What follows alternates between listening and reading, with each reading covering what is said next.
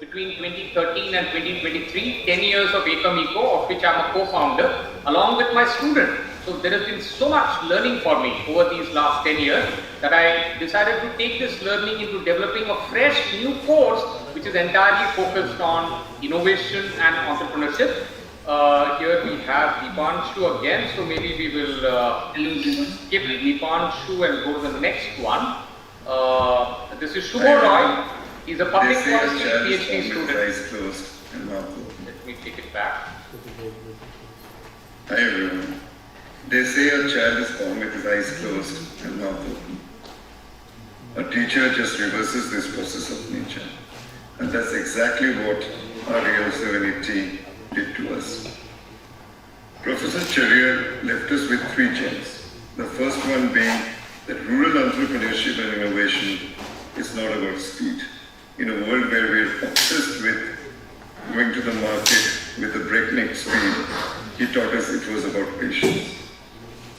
The second gem that I picked up and how it impacted my own business was about this entire notion of profit, chasing. Chasing profit might not be the only thing that an entrepreneur is interested in. There is something called a double balance sheet, which means that you can have a sustainable business model, but at the same time, interactions with people who have been there, done that. So as a package, I think it was a really experiential course and it really impacted me deeply. I think one way in which it impacted me is that I've really come to know about the plight and problems faced by the social entrepreneurs. And more than that, I've also really started to appreciate the impact that they're making, because I think, at least in my functioning, I did not, acknowledge the qualitative aspect of impact, I guess, that much before this, but this has really brought that to light, that people are making qualitative impact which is really beyond the numbers and the checks. And I think in that way, I've really started to appreciate the impact being made by people in the social space. And I think that was compounded, my realization was compounded because we had a lot of interactions with people like Rajiv Ranjan Guru, Rohit Pillai, Mukul Rag. I think those interactions really impacted me to appreciate the work that is being done in the social space by social entrepreneurs. Another thing which I think probably is the biggest takeaway for me would be the power of determination, which is that after reading, Anuban, which is a book by Lavin Bhatt, or after meeting Leela Tyabji, the woman behind Daskar, such, pioneering figures, I realized that if you really feel about a problem and you take it up with seriousness, I mean, if you think about the odds stacked up against such people, it was humongous, and still they found, a way to tackle it and bring about absolutely amazing change in the lives of people. So I think I really come to appreciate the power of determination. I think that was one way I really also wanted to pursue the course. So I tried to do that, to be, regular in the course, and because I think this really stuck with me. The amount of social impact you can make if you're just, very determined about what you want to achieve. Apart from that, I think the way of teaching was also something for me, which is that Vijay really connected with us, which was kind of different from the way, a general course is delivered. Spaces outside of the classroom, the interactions outside of the classroom. It felt more like a journey than a course. So all in all, I think the course impacted me in many ways. It made me more compassionate. It, made me realize that sometimes less is more. Sometimes slow and steady is, actually the better option in this fast and, quick world. So I think it was really a good course overall for me. Thank you. Thank you, Gautam. Hi, I'm Gautam. And happy to collaborate and learn with everybody, each one of you at MANIT Bhopal. Happy to collaborate, to co-learn and to co-grow together. Those are my contact details. I usually end with a witty quote, and this is a witty quote from the Dalai Lama, which I use in many of my courses, usually in an opening lecture, because the foundation of the whole journey, whether it's rural development or rural innovation entrepreneurship, is kindness, compassion, empathy. The Dalai Lama, naughty as he is, he says, be kind whenever possible, and naughty as he is, he says it is always possible. Thank you so much for having me. I have ended within 45 minutes, which was the time allotted. So I hope we have enough time and enough questions. I'm happy to listen to you and learn from you. Thank you. Thank you, Professor Charya. Can you hear me? Can you hear me, Dr. Charya? You just try it.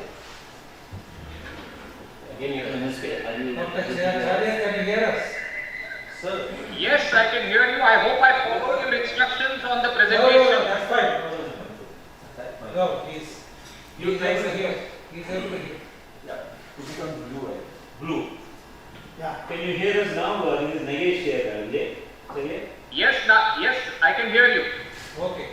So thank you for your nice presentation and thank you for following our instructions, which is a great thing.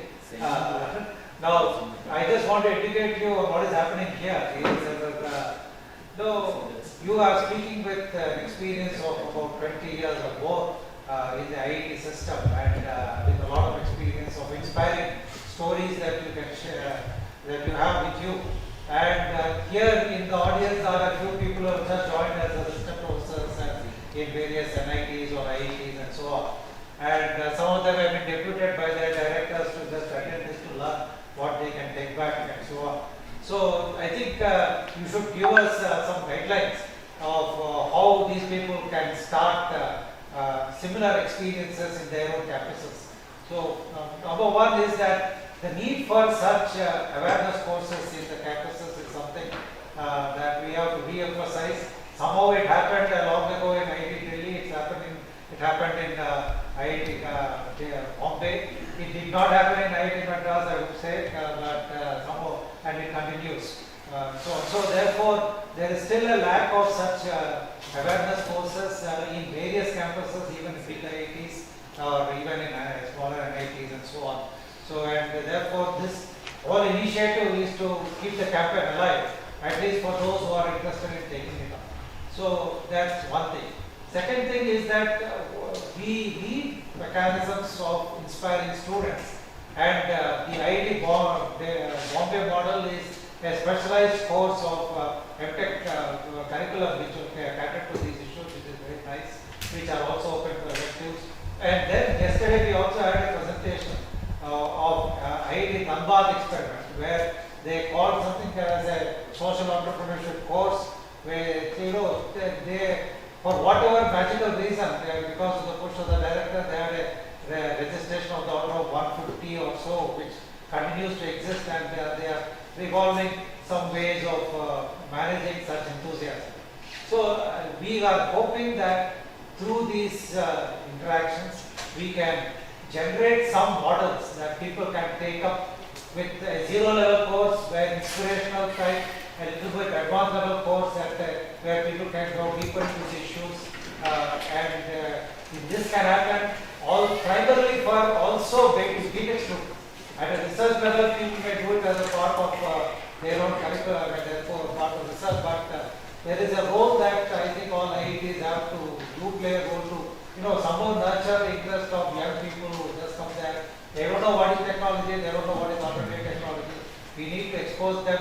They have not even learned too much for unlearning, and there is a fresh mind, and there is a need for exposure. And before I close, I just want to tell you that we also need to use the age-old techniques of what we call as Adhyaropa and Apavara. Adhyaropa, you propose as though something is important and leave it later you pull it back. So this is the model I think the director of IIT Dhanbad has followed. They have entrepreneurship model. They gave some 1 lakh prize for the best person who comes out with it and so on. And the end of it, when I spoke to him in Dhanbad, he says that most important thing is not the product that comes out of it, is the awareness.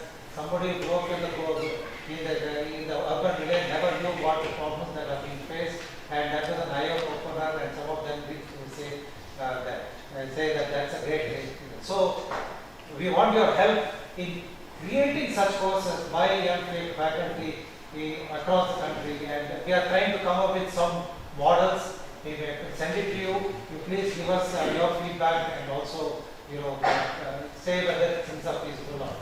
That's all I have to say. Thank you so much, Lakshman. Yes, I am very happy to help in any spot in supporting your process. Very happy to be. Yeah.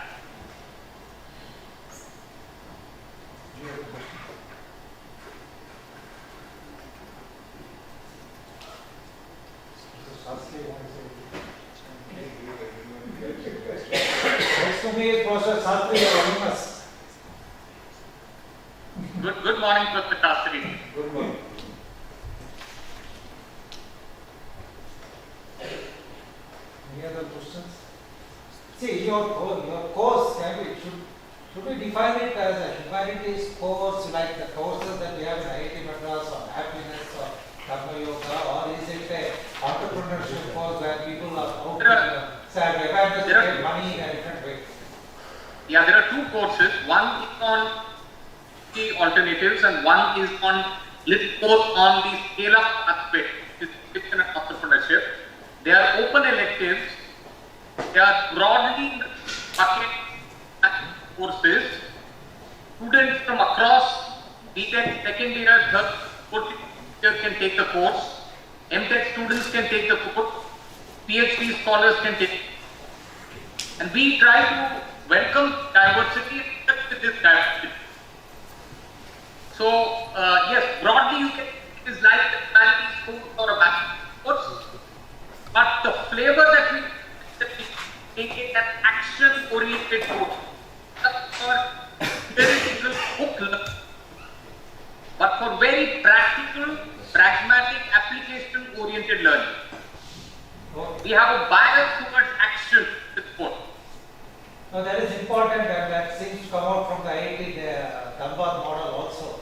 They have just about a few lectures, and then 2/3 of the course is leaving the students to go to the communities and work on the problems which some solutions are presented. That's work with them, and maybe we should recommend some such things here, at least at the initial level. Yes, yeah, I agree with you. Is this course, what is the cost of this course? Whosoever want to get involved in this course, what is the fees that they charge for this course? Is there any? No, it's a academic course at IIT Delhi. Were you able to hear what she said? Yeah, she's asking how much pay for the course. Yeah. There is one more course in the system. There is no fee. So you want to learn something from the It is course? invaluable. I think one question I want to read, suppose she wants to learn from you, what are the mechanisms? So, we have converted She is a PhD student. online course. Hello? Yeah. We also have an online version of this course for working professionals. It is called Design Thinking and Innovation. You can look it up. IIT Delhi has an online 20-week course on design thinking and innovation. On that, if you want to occasionally come at it, the sister is not here, she is welcome to that for the practical course. Right. What is the cost model? It's free or I didn't get? You're talking about the online course? Yes. Online course, is it free for MANIT PhD student? The online course continuing education program is for working professionals. It's a paid course. Paid course. It is a paid course. So if you can convince your MANIT management to pay for it, you can take it.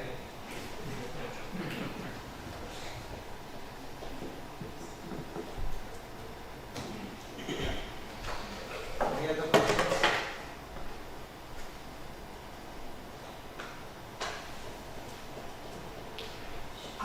It is, sorry sir, I have one doubt. It is not clear, how can we do it online? Don't use mic. Okay. You may not be able to hear. You can speak. Hello? Good afternoon, sir. Yeah. Sir, how is this possible to take this course online when students have to go for a field trip? Like what is the exact? Are you a faculty member Yes. at MANIT Bhopal? No, I am a faculty member at MIT Jamshedpur. My name is Sudhanshu. Sudhanshu, we have inbuilt all those assignments to the online course as well.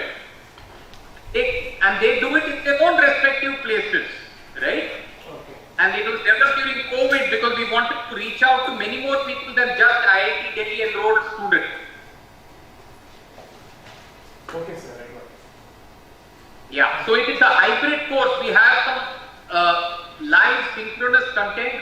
office hours, and we have hybridized the assignments so that online students can also take the course. Yeah. Thank you, sir.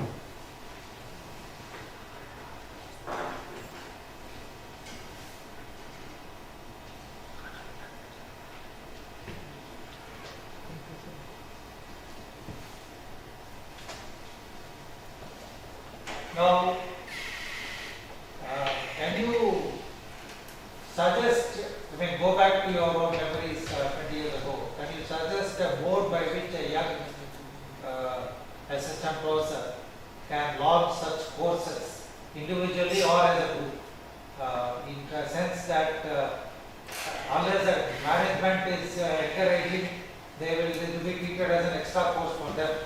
And somehow the IIT Dhanbad, they still did it. An electrical engineer the faculty was managing this course, was Hati. And so now when some course like this is started, is it possible, is it good idea to team up with 2-3 people and then do this management of this course? What do you have anything to offer? Yeah, I think all those approaches are good. Either that one individual faculty launches the course, or a team of 2-3 people, different disciplines, the course. But it has to be not because the head wants it, or the director wants it, or the Niti Aayog wants it. I should want it. Yeah. If I want it, then I will decide to do the course which is cooking, and I will be in touch with hundreds of over the years, and I will keep learning. So I encourage all the young people here, get out of your disciplinary boundaries, look at impact from a fresh perspective, for faculty appraisal form and all the boxes that you need to fill up. Try to look at what not really want. If you focus on that question, I think your spouse, children, your parents will all love you much more for it. Forget about the community that अपनी मायूसी को छोड़ना पड़ेगा. मायूसी हम छोड़ के तैयार हैं क्या? That is the question. Are we willing to let go of our melancholiness, our sadness, because of which we are stuck with whatever the head says or whatever the dean says? That's the question. That definitely will focus as a society recommendation as a part of the workshop of something that can be some sort of a model that can be followed by any group who wants to start some course in their own NIT but IITs, mainly oriented towards undergraduate teaching. So for that we are taking some leaves from Dhanbad experience, which is just about 2 years old, 2 times I have taught it and so on. The Dhanbad experience is that they invited some experts from the departments to give identify some problems and talk to the students. That's 1 hour of the 3 hours that they have. Out of the other 2 hours, they send, having been exposed to a problem, the other 2 hours are spent in going to the communities and interacting with the communities and then coming up with presentations of their own solutions in the model of entrepreneurship and so on. So apparently they have 2 presentations, one in the middle where they are giving some feedback, one at the end, and in between they have a small quiz and so on. And I was told by Professor Hati that they sit through for at least for 3 days to evaluate almost 120 students that they have for these courses. And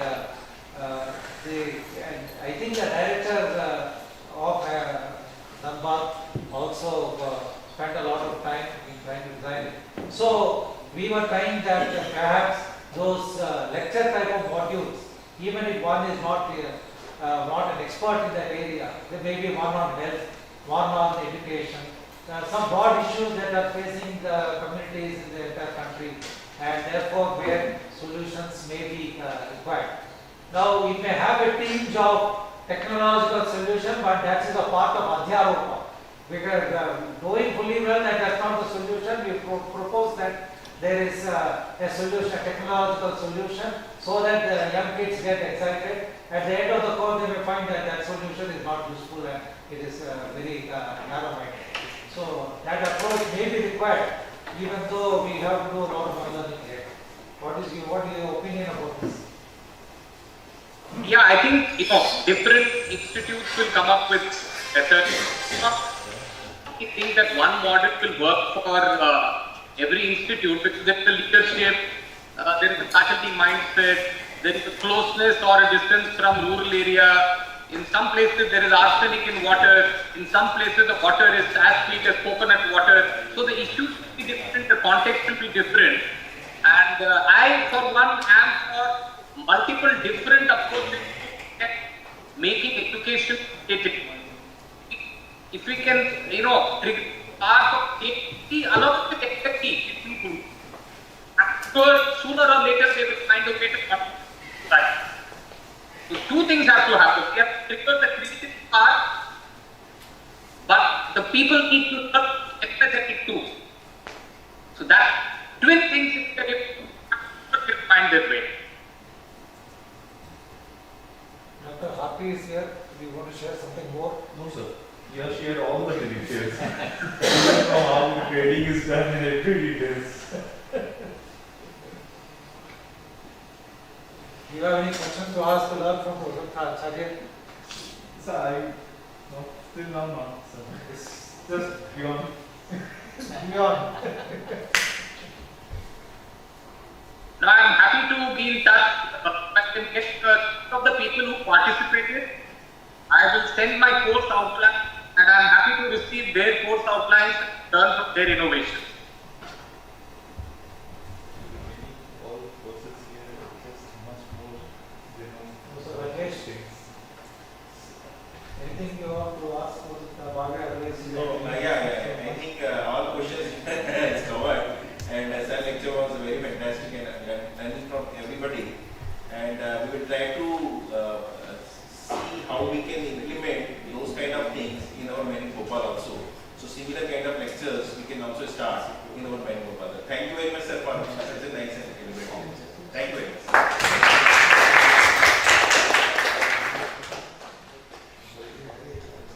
It's 11:30 and Thank you, sir. Thank you. Technology which is appropriate for the context. And so, in the next 20-25 minutes, what I'll try to do is talk in terms of some relevance which is from the faculty members' side, because they are the instructors in these courses. And secondly, from the stakeholder side, because we are also talking about that some of the students may end up developing a solution which might get a trial in the field, or like in case of IIT Dhanbad, it may also have an entrepreneurship and other aspects related to it. So therefore my discussion is not going to be on courses per se, but related to aspects which are implementation, R&D of the project, implementation, and maybe further dissemination. And to begin with, I'll just spend a couple of minutes on in an institute like IIT Madras, where we do not have an entity like FITIRI or a rural technology center, how are different initiatives related to rural. So you could talk in terms of rural, which has SND in rural area, innovation, entrepreneurship, social impact, connect. And so if you look at IIT Madras various things, the Rural Technology Action Group itself is exclusively focused on science and technology, problem identification, and some seed funding so that we can develop a solution. And the needs come from the Rural Connect. So the mandate of Rural Technology Action Group is to stay connected with rural areas, find some of the needs, and get faculty, mostly faculty faculty student team to look at delivery of the solutions. But there are several other things which contribute in this overall ecosystem. We have initiatives like IIT for villages. These days we have lots of CSR projects. There are entrepreneurship. For example, IIT and Incubation Cell has a rural and agri team. We have a Nirman, which is sort of a pre-incubator for students.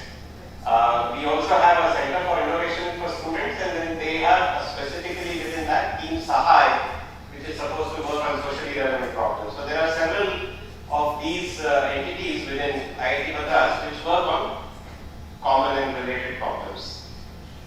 So key activities of RUTAC, as I said, is identifying problem statements and then providing seed support to look at the solutions. And generally, RUTAC has worked in different sectors, from livelihoods to heritage craft to small-scale agri equipment.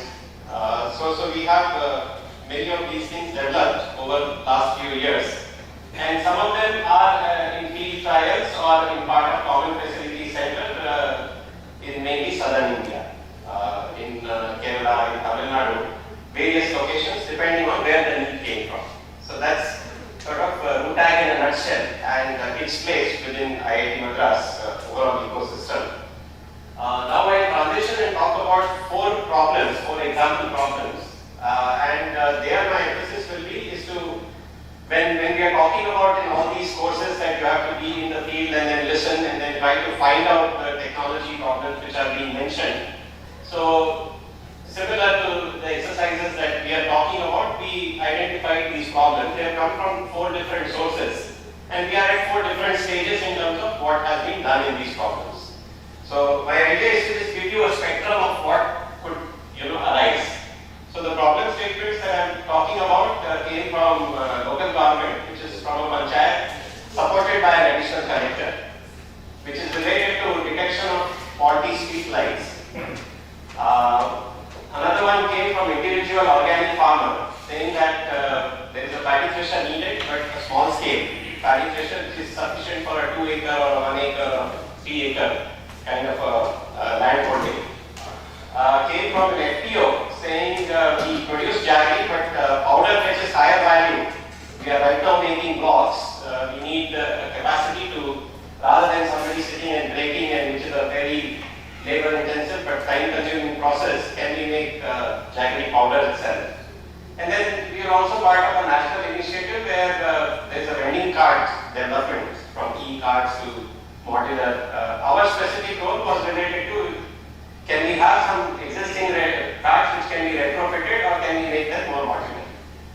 So this is like 4 different ways problems have come to us. And each case, of course, there is a connect with rural. Even in case of national initiative, Ministry of Panchayati Raj actually did a broad-based survey of vendors throughout in a couple of geographical regions of India and then try to find out what may be the needs. And so I go through each of them in quick succession.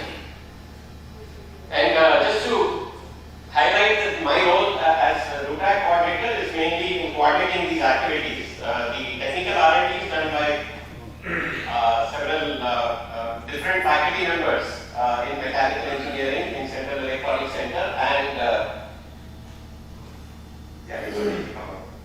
I'll continue to talk.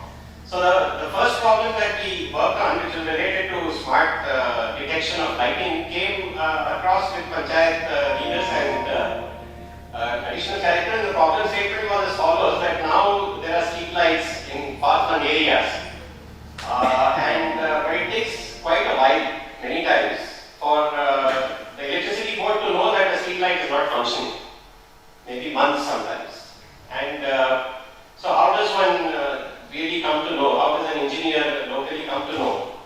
And one easy solution is to say put a sensor in each pole and see whether the light is working, but that's going to be prohibitively expensive. So one of the solutions that Central Electronics Center came up with is basically doing measurement of current and voltage in a loop. So about 10 poles together, 15 poles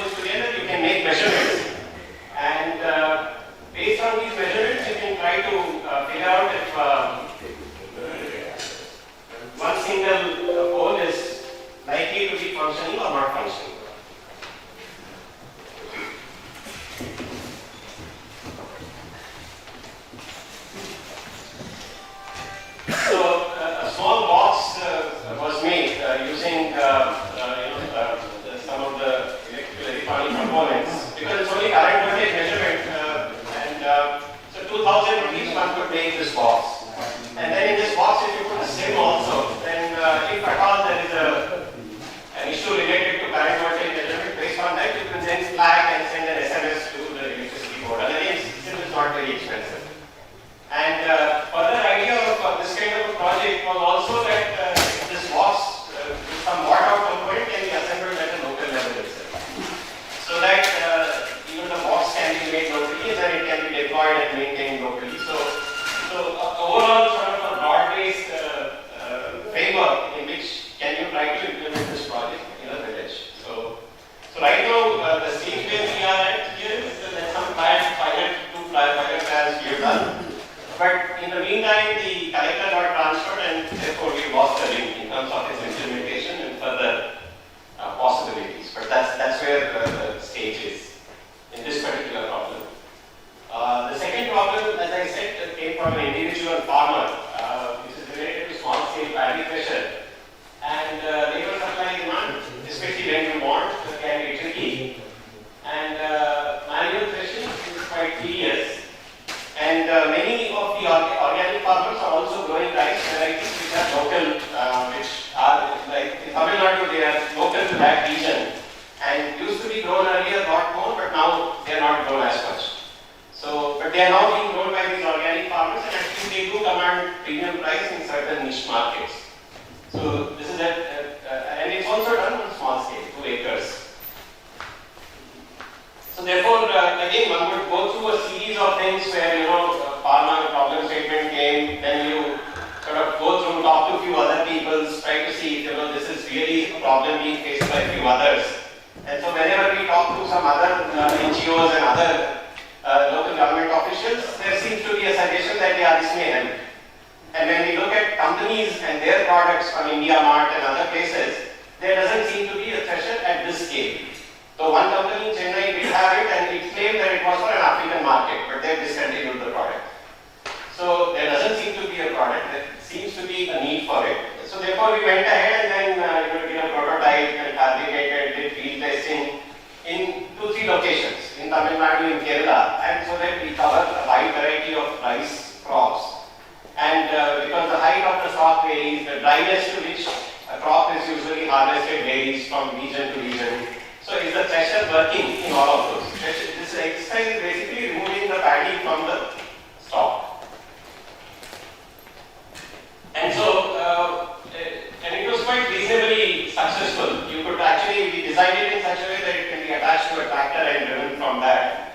And these are the varieties, which are all local, these are all names of the varieties. Pony is of course a variety which is quite widely prevalent. So that's commercially available rice, but all the others are indigenous varieties of Tamil Nadu and Kerala. And so generally the yield is quite good and trials proved to be somewhat successful.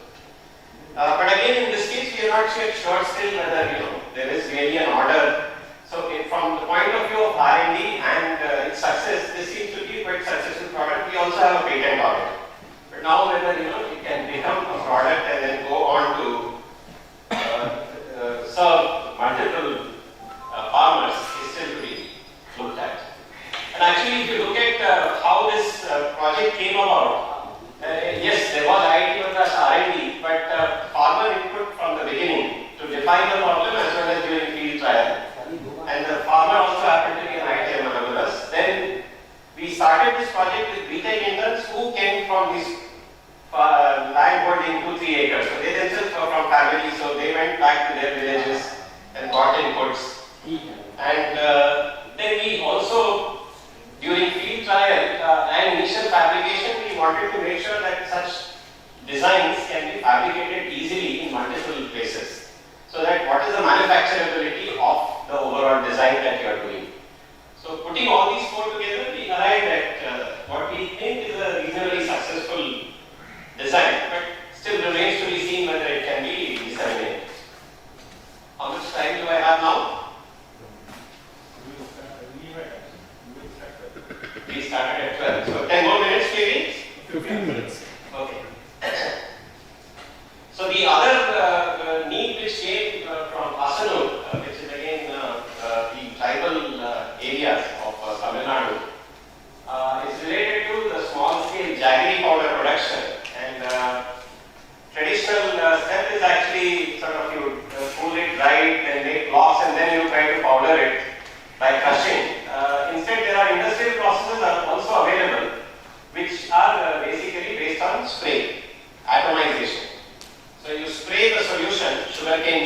and then make the powder. Like how this is how milk powder is also made.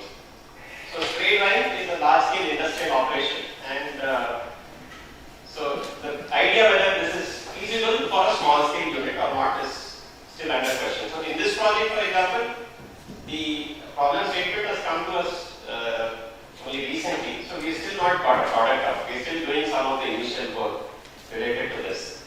But as you take project like this, I was visiting IIT Bombay, and we have adjunct faculty, Professor Sardesh Pandey, who already has units which are they are larger units, but at least they make actually the jaggery powder. And his experience suggested that we should not attempt anything like this. He said spray drying for good will not work. That was his very firm opinion. But looking at literature survey, it seems to be this may be feasible. So it still remains. I think we will still go ahead and try it and then see. So towards that trial, faculty member again, because I disconnected Professor Sri Krishna Sahu from mechanical, he's looking at drop formation, look at when you dry the drop of a sugar syrup, how does it dry and what kind of particle do you get? If you do some of these initial trials, then he comes from a spray background, so he can design a nozzle and spray and therefore do the next step. So right now we have only done initial scoping for this kind of a project, and it may require another 4 months. And already there are questions in our minds whether this is really a reasonable direction to proceed or not. But still we are persisting with it. So this is one example. The last one is related to design of a retrofit solutions for vending carts, which is sort of optimizes display area, adds on few modularities regarding cold storage and things like that. We've done a variety of things. So initially we started out exclusively looking only at retrofit solutions. We have done few other trials also. And maybe I'll just show quickly the video as I continue to talk.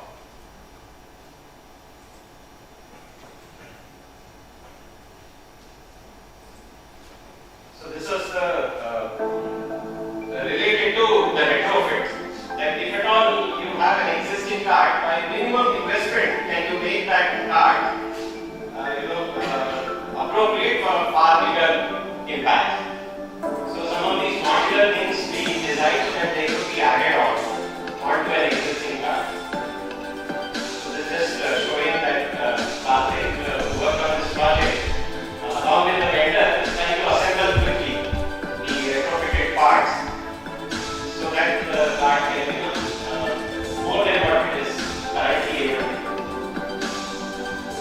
And in terms of cost benefit analysis of how much, so we are saying that within 5,000 rupees can we get a solution which adds on a lot bigger value to the vendor. And it should be sort of do-it-yourself kind of a retrofit thing also. So this is, I just fast forward. You can add a few other features in terms of storage. And sort of get a cart which seems to be much more effective in terms of what it can do. YouTube, and then you can go to a website and fill some inquiry form saying I'm interested. So if you look at some of these vending cards, the red dots, these are the places from where people are asking that I'm interested in the vending card that you have with the designs.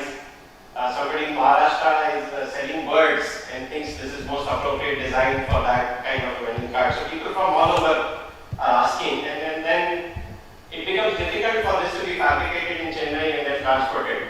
Cost is not of that order. This is 30,000 to 80,000 rupees vending cards.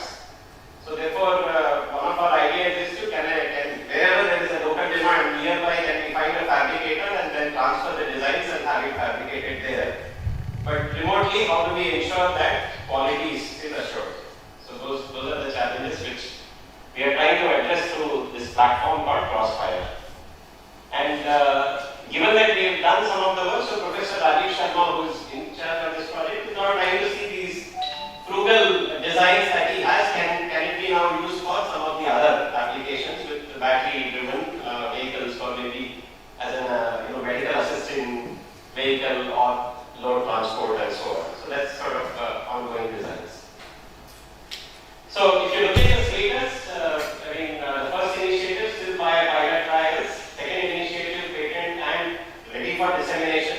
not been able to succeed in dissemination.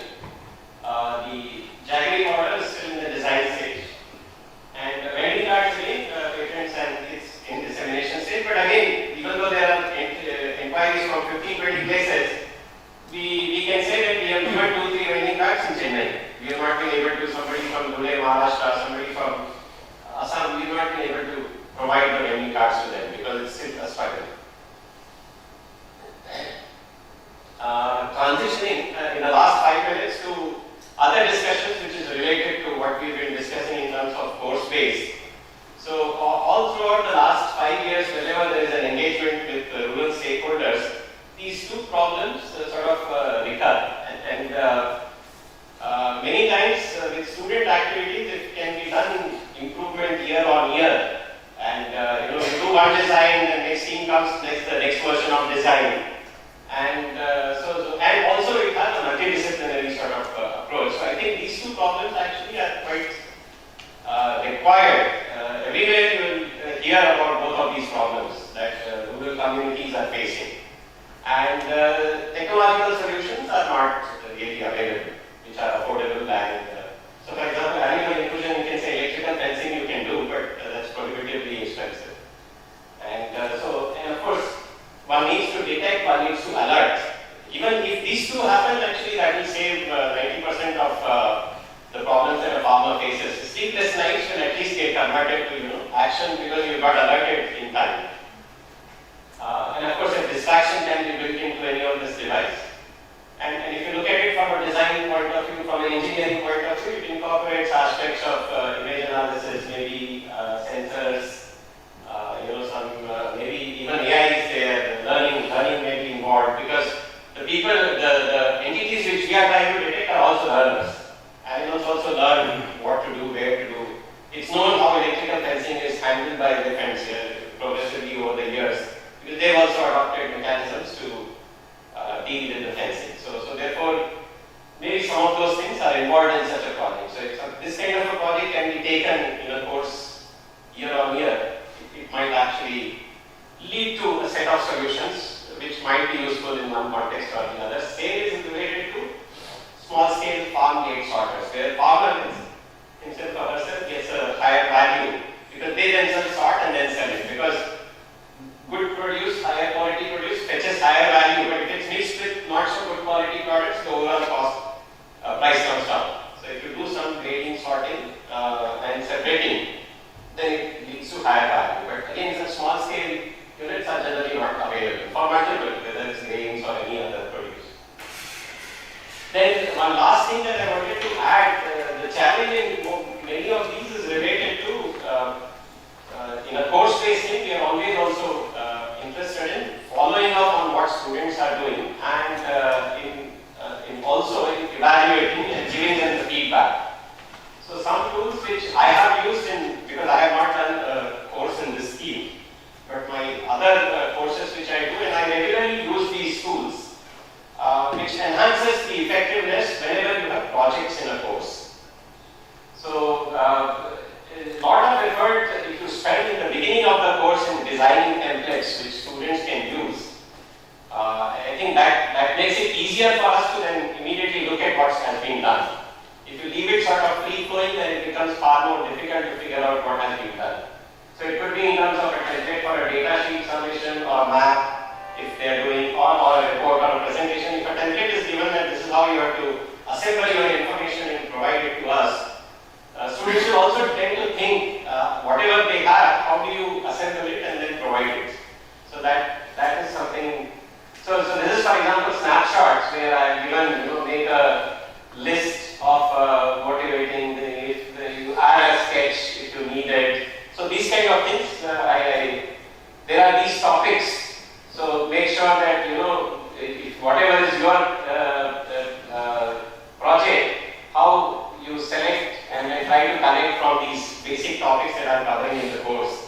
So these kind of templates, if you provide, then it makes it easier for students also to try to gather, because many of these are fairly broad-based. We've been discussing there are social aspects, there are economic aspects, there are health, and then of course, in this case at least we are also looking at technological aspects. So therefore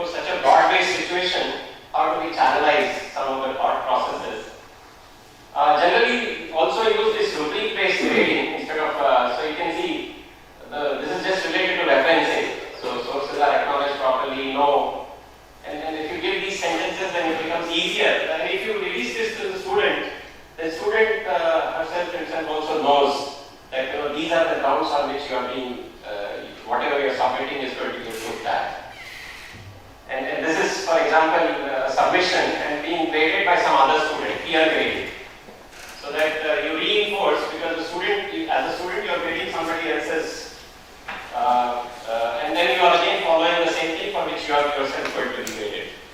And so this is also something which is quite useful. So I'll stop here. These are the RUTAC team members. We have full-time staff, Vijay Lakshmi, Avnish and Alan, and part-time Dr. Ganeshan and Nalini, and Varun and myself are the coordinating people from faculty members. So I'll stop here and I'll be happy to answer any questions or anything from this here.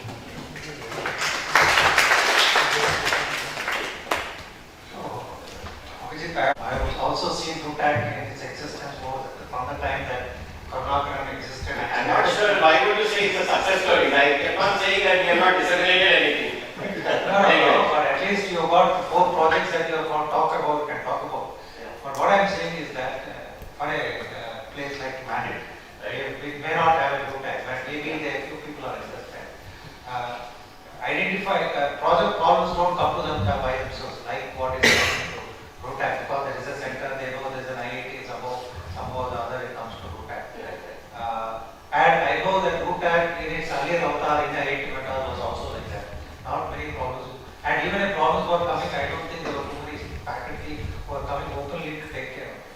So, is there a way that for an interested faculty in any other place can identify similar problems that you have identified and interact and also coordinate and work together?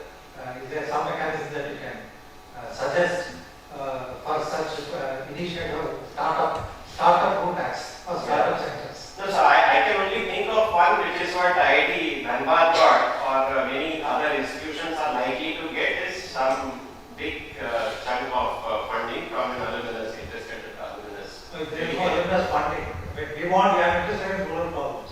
Right. And I want the problem. I at least want to know what are the problems that exist. Right. You may not have a network like RUTAC. Okay, how do I identify problems? Can I even, at least minimum, can I identify some problems that are there in existing RUTAC and work together with other teams? Right, yeah. So unfortunately, I don't think we have such repository of problems. One easier thing to do is what we did yesterday.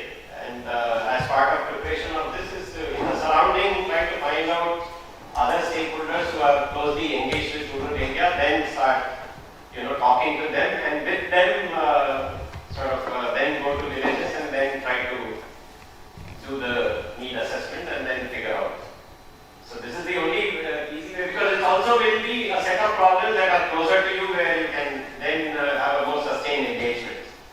So that is So in the same line what Sir is asking, my question is, like our there's a MANIT and other institutes, we don't have that kind of society or that kind of center. Yeah. So how to start and what are the things we have to be take care. So we were discussing, Professor Pandey discussing, and we are discussing regarding that, then how to start a center. So what are the things required before we start and what are the one challenges? thing which becomes easy in RUTAC's case, and that's why I said that alumnus funding may be given that RUTAC funding comes from Principal Scientific Advisor's Office in New Delhi, and the model itself says that needs have to be identified from rural area and then seed funding will be there. So our overall 25 to 30 lakhs funding is available for such projects. And if you say 2 to 3 lakhs per idea, you are saying that 8 to 12 ideas in a year can be worked out. So that gives me a flexibility that whenever a need comes to me, I immediately broadcast it to all faculty. And you can see the list of people here. So generally when I broadcast it, at least 3-4 people will say, oh, I am interested in. But the central job is to then have further meetings, enable such. So central job is very crucial. So what PSS funding allows us to do is to maintain a staff which is engaged with the rural areas, can do some of these coordination activities, and also then provide seed funding if such an activity can be done. So in the absence of such a funding, if you are asking me how to do it, I would say it's difficult. Right. So yesterday we visited a village. So we were talking about sugar. Different different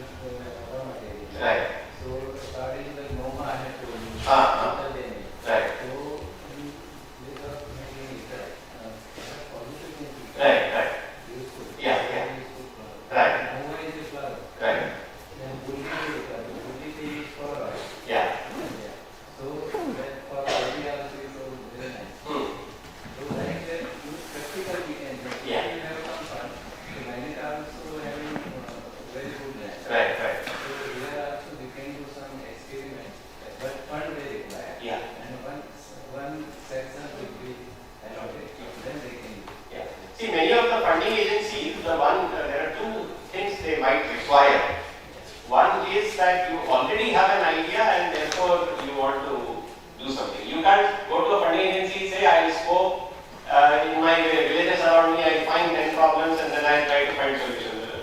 So ROOTAG has that advantage that it initially, at least till now, it gave funding saying that you scope, you find 10 problems, don't define them now, but you promise that you remain engaged with rural and define those 10 problems. What are the major sources of funding? The Principal Scientific Advisors Office, New Delhi, is the main fund. And then we of course wrote our own proposals, sometimes to DST, sometimes if some idea is already there. Government should provide a separate fund for this also. Yeah, so this is one. So one is that they want to know what you are going to work on funding agency. Secondly, funding agency also want to see how many people will benefit. Yes. Right. So and in this model, at least again, that question doesn't even arise because you don't even know what you are working on. So this is sort of, in some sense, good for R&D and S&D. But it may not be good from a funding agency point of view because everything is undefined. So it's a very unique model, and in fact now, recently Anand and I know that now in ROOTAG also there has been rethinking that look, this is too flexible a model and they want to know how many will you disseminate, where will you disseminate, who will you disseminate to. So they have also started asking us this question. So, One question. yeah. We were seeing in every house, Mahua Daru is. Right. So that wine, being a chemical engineer, Right, yeah. how it can be converted in other products? Right, yeah. I get. What are the products through which that wine collected, like milk collecting, Right. wine collected, and that wine is converted into such product so that that bad habit may also they leave it and finally they become strong. Yeah. So I need to do some search on this, but I'll be happy to sort of, yeah.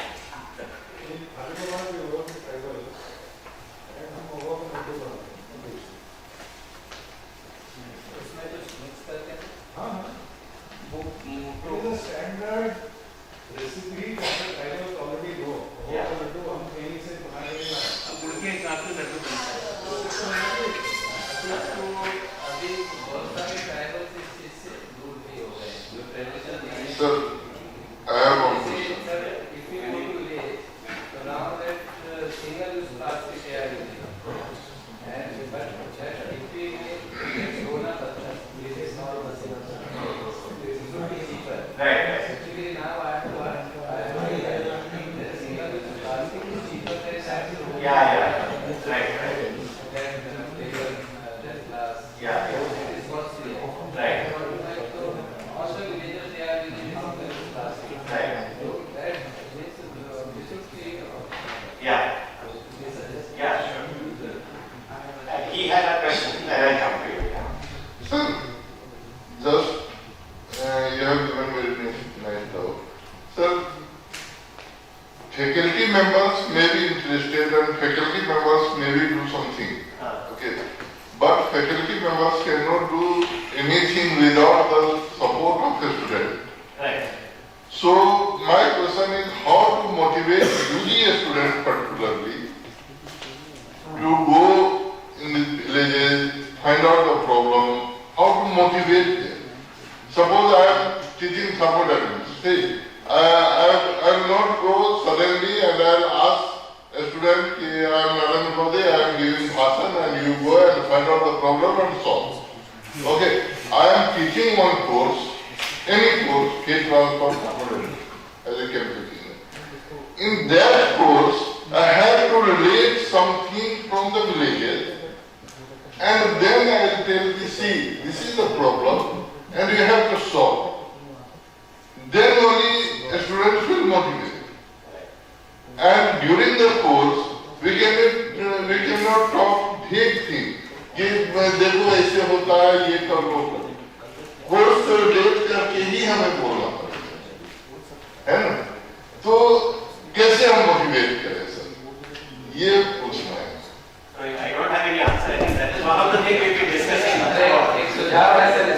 Motivation is thing like that you can think yourself. How can you motivate to get interest in own subject. That is the way.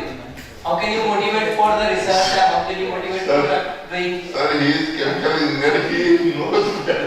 And he is very much experienced than me. And I am also chemical engineer. So he can answer. मेरा एक सुझाव है इसमें sir, Barve sir से भी मैं चाहूँगा ध्यान देंगे कि जैसे सर ने पूछा है कि बच्चों को कैसे उसमें इन्वॉल्व करें, तो इसमें यदि कुछ मार्क्स हो बच्चों को तो कंपलसरी हो कि आपको रूरल उसमें कुछ इनिशिएटिव करना चाहिए अच्छा था। तो उसके लिए आप लोग सजेस्ट कर सकते हैं कि सीनियर प्रोफेसर्स हैं तो वो गवर्नमेंट लेवल पर ही डिसाइड हो सकता है।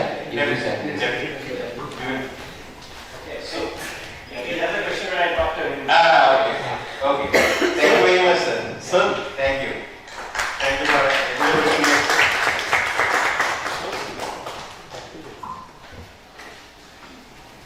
First of all, thank you so much, sir, for your valuable insight. And now we will have a conversation with Dr. Pushpendra Yadav, sir. Dr. Pushpendra Yadav is an assistant professor in Humanities and Social Science Department at MANIT Bhopal since 2010 and also coordinator of Unnat Bharat Abhiyan, MANIT Bhopal. Prior to joining MANIT Bhopal, Dr. Pushpendra also worked at NIT Kurukshetra. He has obtained his PhD from Kurukshetra University. His research area is industrial management and rural development. He has guided 3 PhD students and currently guiding 8. He has completed 2 research sponsored projects and published number of international research papers and 4 book chapters. I would like him for a talk. Thank you very much.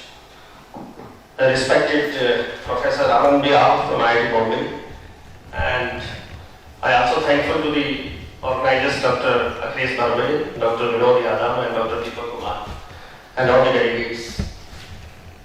Something is happening very interesting in Bhopal that we are having a wonderful conversation and the workshop for the specifically the rural development.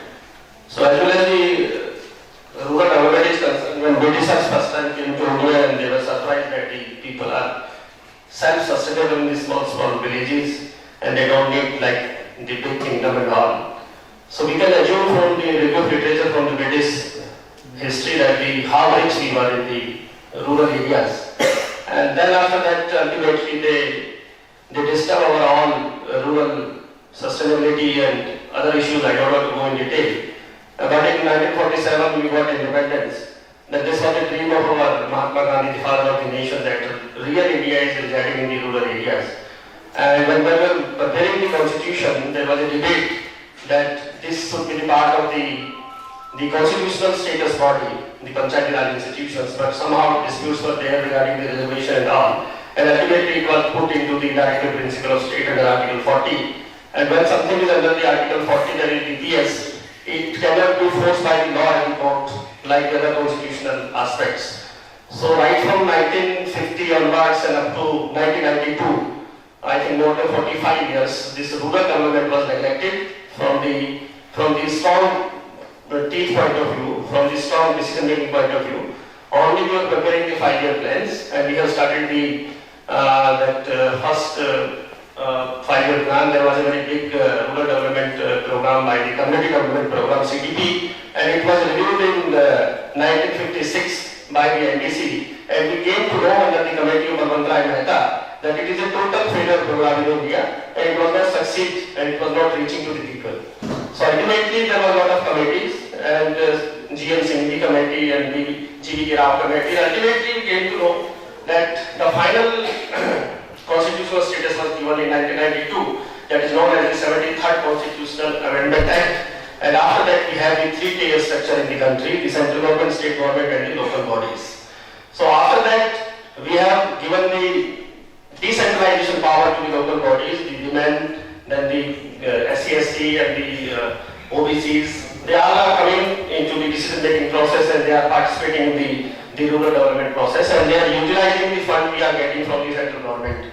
So this was one of the most democratic, I think, the aspect from the central government for the rural development. And second aspect I have seen that happened in 2014 when the Ministry of Rural Development sponsored a kind of the initiative to the IIT Delhi that you have to think about that how we can strong the rural development and change the people in the rural areas. So IIT Delhi basically is responsible to set up a new concept that is known as the Unnat Bharat Abhiyan and sponsored by the Ministry of Education right now. So Unnat Bharat Abhiyan is basically a body which is responsible to set up the regional institutes, ICs, regional colleges. So 45 we have the regional institutes in the country, and these regional institutes have the PI, participating institutes in the country. So MANIT Bhopal is one of them, the PI, and we are regional coordinator institute also. So we have adopted the 5 villages, and in these villages we have done number of activities. So these are the activities just I am showing to you.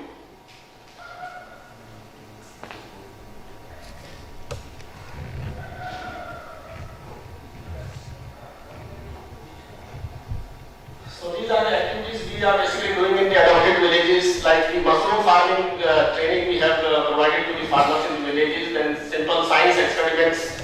We have created the science group of the students or BTech students, and the awareness for the girls students in the government schools, and job opportunities after graduation, distribution of the stationery items to the primary school students.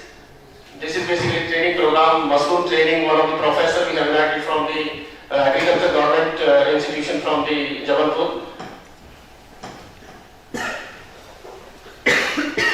These are the students of MANIT. They are providing the science experiment to the government school students.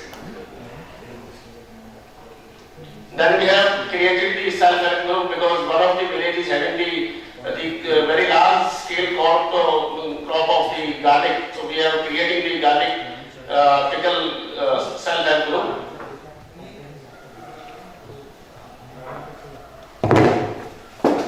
These are the activities under the Unnat Bharat. We have donated the 10 desktop computer, right of computers. Computer science department is supported, the people of the department supported, and they basically ready all these computers and we have donated to the government school students.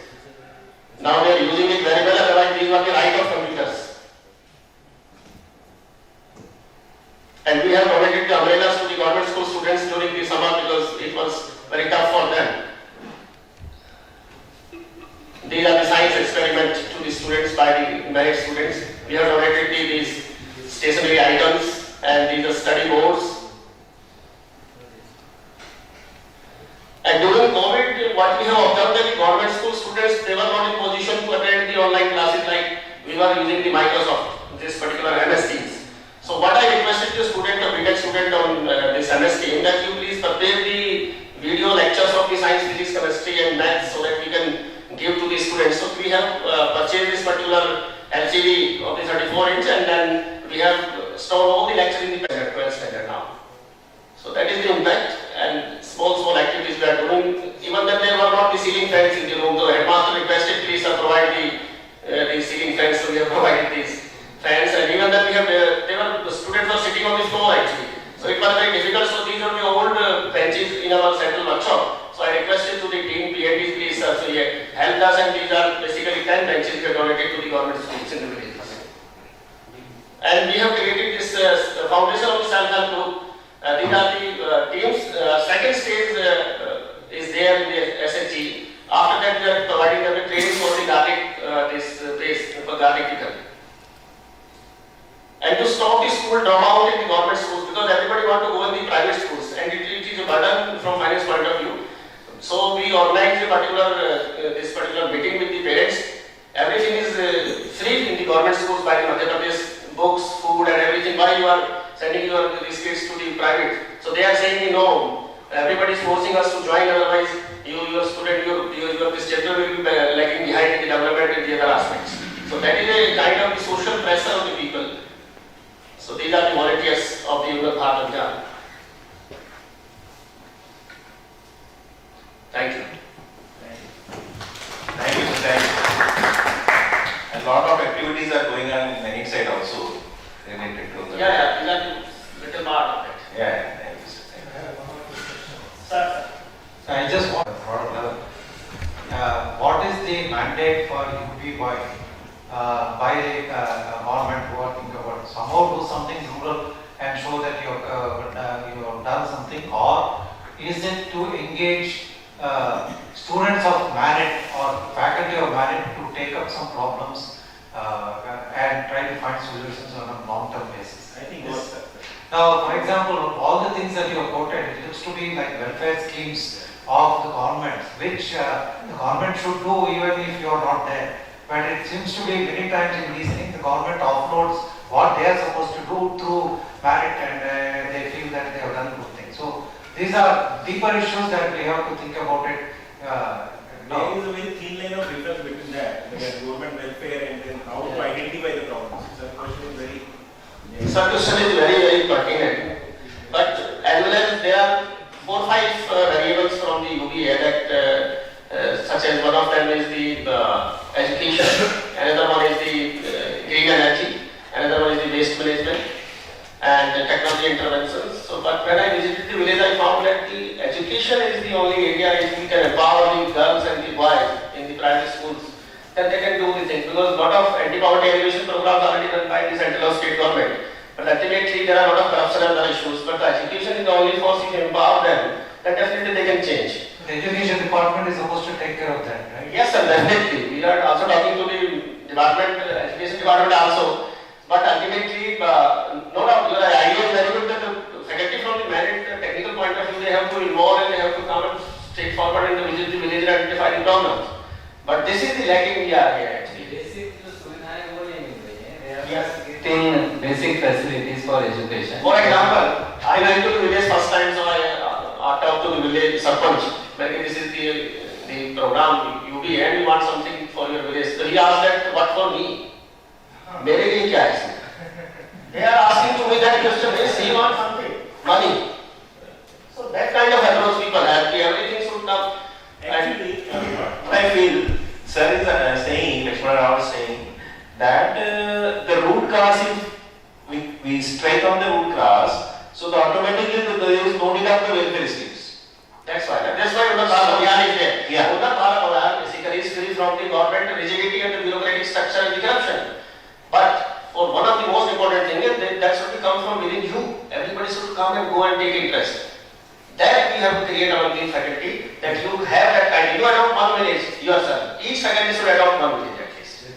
Mandatory to society, that concept is should have. Mandatory one faculty should adopt the one village in the nearby. It should be mandatory from the government of India side. Yeah, very good. Good suggestion. So there is something that I would like to add, if I am allowed to. Sir. So when it comes to motivating students, under LEP we have already introduced 4 courses, out of which 2 electives can be obtained in first year of UG courses. These 4 electives are life skills management, physical education, yoga and NSS. We can include one more course on Google technology development, and not only in first year, we can go for second year, third year and final year also. That can serve as an incentive to students who will then be motivated to opt for that particular course, and maybe we will be having some volunteers out of that too. Yes sir, this is very good. Actually, whatever request I will basically I will give that each department, technical department, at least 2 projects give to the student in the rural areas, mandatorily. So that something will come out. Not for everybody as a compulsory, but at least 2 students as a project, BTech student, by interest, by choice. Because by choice people will come forward and they will do excellent thing. If they are imposing something, then they are not. Suppose we have created the Unnat Bharat group of the BTech student, I floated the Google form. Only 30 students applied for that after 15 days. So that is, they are not having the interest in that area, because everything, they don't want to understand the rural things. They are basically having the new issues, like the placement is my first priority. Okay, my priority is not rural areas. So what we have to create the environment among the students, only the interested students. If you are interested, then you can do the things. I am Unnat Bharat in charge, I have the interest to go in the villages and find out the issues. But if I have the charge of Unnat Bharat and I am not going to village and somebody will go and student will go, then things will, and it should be time bound and should be evaluated your performance in time bound manner. If you are not performing well, you remove that person, give to another. So the faculty and student assessment will be on that basis. So Sir. No, sir, it may be one variable. Whosoever is having the responsibility at any part of the it should be evaluated 365 days after that. What you have done, I have reviewed this target, what is your progress. Sir. But I have seen that it is continuing with somebody else and no performance evaluation is there. Can I add something? Sir, why not we are forcing a student, if you will not do some rural activity, you will not allowed to for placement. No, sir, this is force. Force to I am telling you, you have to go on something else. Motivation automatically There comes. must be a choice, not a force. Otherwise, you will not do wholeheartedly. No, my force, no, I am telling to you. There must be respect, but respect between husband and wife. If you design course in like syllabus we have, na, so keep one subject as a syllabus, then they will do. We have the NDP, we have introduced a core course that is known as the fundamental of entrepreneurship in the second year of the weekend. And this is very good suggestion from you that all the faculty members should adopt one village. Yes, this is one of the best I am telling you. They should become leader. Yes. Then they will motivate their children, students, then they will take. For a student, everything is placement, and they are working for placement only. There is an SRE, because there are many students I am telling you, but you have to give them platform to come forward. Sir, many means few. Don't tell many. If you can start from Few lot of things. students. No, if you start from few, after some time you find From many. 5,000, sir, from 5,000 in MANIT campus, you will find maximum 15 to 20 or 30. No, in IIT. So that are few students. In IIT Madras, Professor Ashok Dhunawala set up in 91 a IT park or research park in IIT Madras. Now crore of rupees they are getting from that. So this is just a beginning. I have a request for Dr. Pushpendra Yadav. We can identify them and tell them. Excuse me, I have a request for Dr. Pushpendra Yadav. You want to tell? Actually, we had visited yesterday some village, Jiri village. So through your this Unnat Bharat Abhiyan, can you support that place? Actually, we want to set up some library and one Vyayamshala and some lab like. Sir, actually in Unnat Bharat only we have selected villages we can do the exercise, because these villages are adopted and through the Deputy Commissioner it will go to the Delhi. Okay. But next time you can send it. No, actually already we have 10 villages. So the minimum quest is 5, but we have another 5 we have taken. Okay. If it is possible, please keep this thing in this. Yes, sir. We have to identify the poorest villages. Yeah. Actually, we have fund problem also. We can give time, and we are ready to give our efforts. Identify some villages there. Then Yeah, please. Thank you. Sir, please. Just a few observations. Regional Coordinating Institute in the Western Maharashtra region. So, just looking at the activities that you reported, I don't think we have funds under the UBA mechanism for all these giveaways and charity. So, I don't know how you are managing or how you are doing it, but UBA does not facilitate giveaways and charity like this. So, the basic premise here is how to bring the faculty and students closer to the villages. Secondly, the word adoption should be completely avoided. I mean, villages are not orphans that we can go and adopt. I mean, I think I sincerely request to avoid that kind of a mindset that we need to go and even every faculty should go and adopt the village. I mean, there is nothing like they're just lying around and then we can go and just adopt them and we are going to make sure that they are going to grow well. I don't think we have even that kind of a bandwidth capacity or whatever. So there is a fundamental need to make a difference in terms of how we approach this whole issue and engagement with the society. So these are my couple of things, but I'm very curious in terms of how you are doing these activities under the UBA to give away many of these things, TV or monitors and all these. And the main task as a RCI is to handhold with a lot of other PIs which are in this region. Yes, and guide them in terms of how they can undertake those We are activities. coordinating them. More than 80 PI are there under MANIT Bhopal. Yeah. So the main task is how do you do capacity building of other colleges and how they can approach their respective villages which they are engaged with. They are doing, they are also getting the SCG, subject expert group, they are getting the fund, but that fund is maximum limit is 1 lakh, not more than that. So apart from that, there is no funding mechanism under UBA. UBA is not a funding mechanism. The whole idea under UBA is they have a lot of emphasis on what is called convergence of funds. So there are various schemes under which funds are being distributed to, they are available through Gram Panchayat. So making people aware that there are all these programs and schemes that are there, and then tying the knots, and then so that is I think the main task that the UBA coordinators and the FCR is. You are right, sir, but the most important thing I am telling you that UBA first stage should be that people should only go into villages, talk to the people, discuss with them, create an environment. They respecting you. Villagers are respecting. When you are coming to the village, suppose I am going 3-4 times. When I am entering to the village 4-6 times, students are there. Merit wale aa gaye, namaste sir, good morning sir. The environment is created there. They just want the awareness. What after 10th? They don't know what after 10th. What are the areas where you can go? What physics, chemistry and math? Because in government school the pathetic situation is there. Just 20 kilometers away you go from Bhopal. You will find the issues totally different. The girls, they are married, just they are not completing their 10th. So this is required that they should come out from that kind of window of view. That is most important. So that intervention only through can be the faculty. Faculty go, discuss, take, even then don't take tea. They will prefer, they will give you the tea. Don't take, but discuss with them. Tell them something new, what going on around the Bhopal and India level and what IITs, what NIT. They don't know what is NIT Bhopal. They don't know where is NIT Bhopal. They don't know. Just 20 kilometers away from NIT Bhopal, they don't know where is NIT Bhopal. I don't know.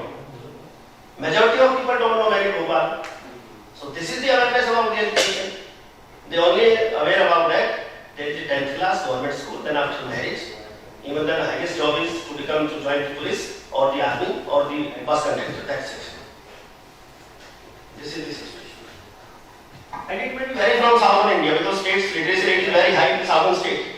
But if you are coming to northern India, it is different. And there are social issues are more as compared to, I may be wrong, but if you go into Haryana and Punjab other states, it will be different. In Haryana, so I am from Haryana, there is half panchayat. Whatever verdict is there, that is final. So that is also influencing the system. So that these are the issues which we have to take care very well. Rural people, they are waiting that somebody should come and tell us what is the truth. Government of India pumping crore of rupees, 100 of anti-poverty elevation programs are running right from 1951, first 5-year plan. Then what is the situation right now in the villages? But this is the historic step of the government. I appreciate it on March 2014 that let the people go in the villages and talk to them and give something, not having big technology, but something you have to give them. Talk to them. So that is from my point of view, but I know. Technology, sir, is doing very well, IIT Madras and other IIT Bhopal, because we are not at par that. We are at this stage, we can only create a rapport with the villagers in the adopted villages. Our 6 students, they adopted the science subject, that is a great such achievement for us. They may be doctors, they may be engineers. Due to MANIT intervention. Thank you, sir. Thank you. Yes, sir. It's a very good presentation, and MANIT Institute, Professor Pushpendra Yadav has shown this all very well, and also explained very well that the purpose of Vandan Bharat and how the Vandan Bharat helpful for the development of rural area. And the very question raised by Professor also, that how the welfare schemes are related with the identification of the social problems or root causes of the villages. So that is what we need to think on. Thank you very much, sir, for your nice explanation and the initiatives taken by MANIT Bhopal. Now I would like to invite Professor Ram Kumar sir from IIT Mumbai.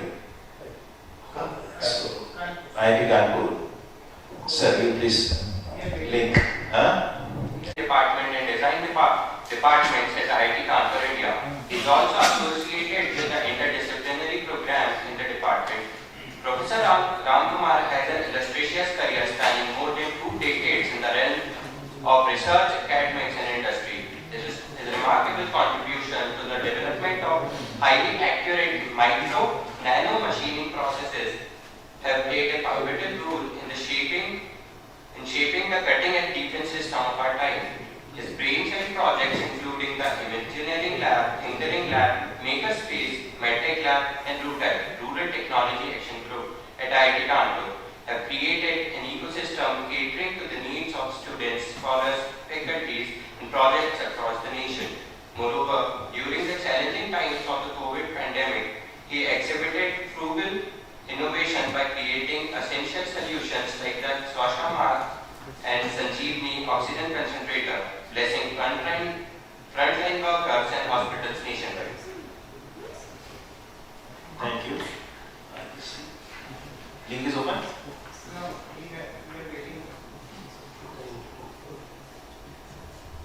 Jai. So first of all, my apologies, sir. No, sir. Could not join there physically. I'm just trying to connect, sir. 1 minute, sir. Yeah. You are audible, sir. We are audible to you? Yes, sir. Yes, sir. Perfect. Thank you. So, sir, is my screen visible, sir? Yes. Yes, sir. Perfectly Okay. visible. So, Perfectly audible. Yeah, sir. Sorry, I will take only half an hour, so I don't want to eat away your lunch time. So let me clearly present frugal innovation, sir. So frugal innovation is going to be the buzzword. Frugal innovation is going to take care of sustainability as well as it is going to take care while manufacturing itself. Let us try to think of something frugal. For example, from the design stage, earlier we were thinking of a customer related problem, then a design, develop a product. We stopped there. So now it is designed to dispose. So anything you design at the initial stage itself, try to have a concept for disposal also. So that is what is going to be the theme of my talk, that is frugal innovation. So a frugal innovation, a solution for embryonic mastermind. So I have divided my presentation in the following way. Before getting into the presentation, I would like to present the recent frugal innovation what we did. Kanpur city is now looking forward for public healthcare centers. These public healthcare centers which are there, they are all either far away from the city or it is there in a crowded area of the city. So what happens is the public, they are not able to access the BHC because it is in a crowded place, nobody wants to go, women folks don't want to go, and a place like Kanpur where 50-50 or 40-30 Muslims are there, Hindu is there, so they have a communal problem also in going out in public and going to the hospital. So here what we came up with a concept called as, let's have a mobile hospital. Mobile hospital in the sense, we stole the concept from defense, we established the camp from the defense, and then what we did was, we tried to make joints wherein which within 15-20 minutes you can establish a small BHC. So now what happened, wherever there is a need or where there is a requirement, the hospital will be. Yes, I'm giving you this example and then I'm going to go to. Okay, so now what has happened is this hospital is now established at a space wherein which it is located where people can go and come in a common space, and the PHC is attached with a vehicle, which is a small vehicle where. Sorry to interrupt. Please share the presentation mode. No, that's what I'm sharing. Is there? Full screen? Yeah. Okay.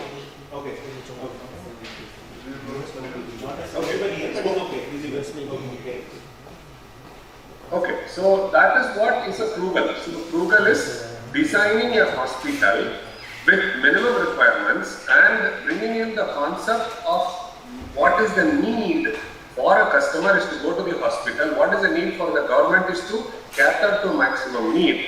The hospital location does not matter.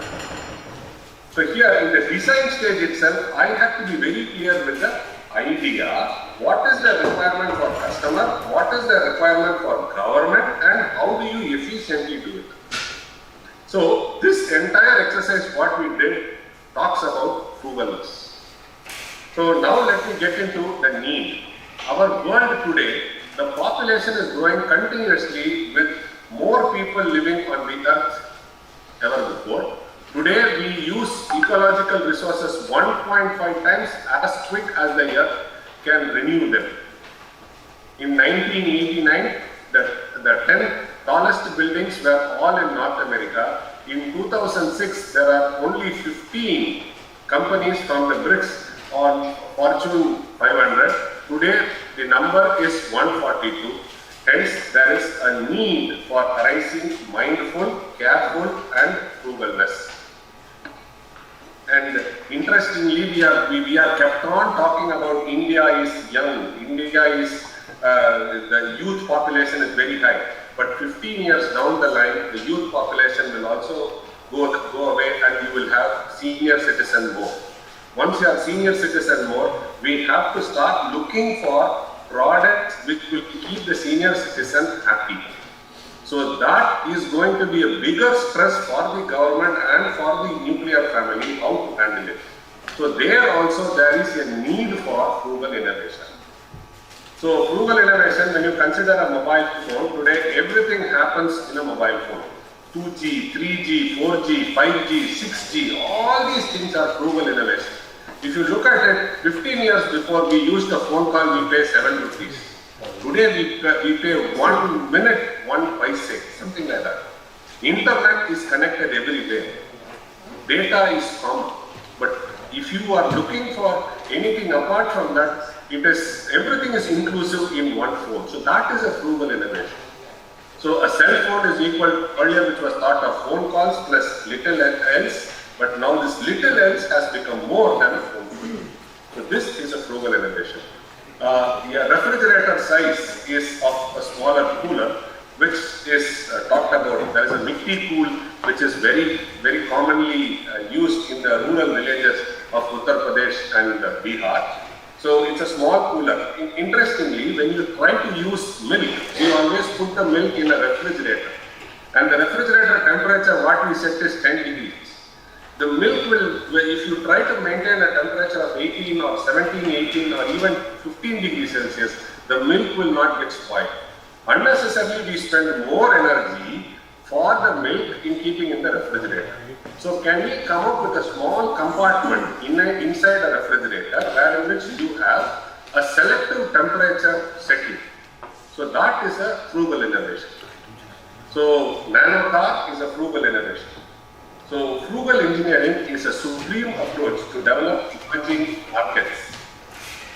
Frugal engineering is not low-cost engineering, it is trying to solve people's need, but with some amount of cost. People always try to think frugal means it is low cost. No, frugal means it is a solution to the problem such that the customer is happy and he finds a value by buying the product. Today, if you see, many of the below the poverty line people, they all hold a smartphone. The value addition by the smartphone is very high as compared to that of the cost. So, frugal innovation is pushed because of scale, resources, ingenuity, simple and... Sir, are you still in the first yes. slide? Are you still in No, sir, I have moved. No, sir, I have moved the fifth slide. We are only able to see the first slide. Probably, I think you should share again. You should share the whole screen instead of sharing just the presentation. Then our slides will move. I have done it, sir. Okay, let me redo it.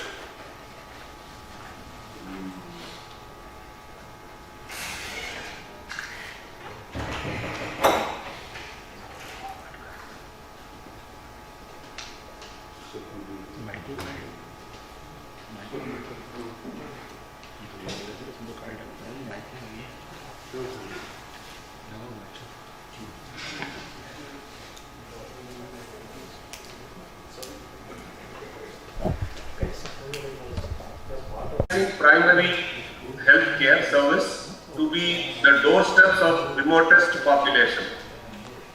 So this is what we developed, and here we have done a lot of literature search.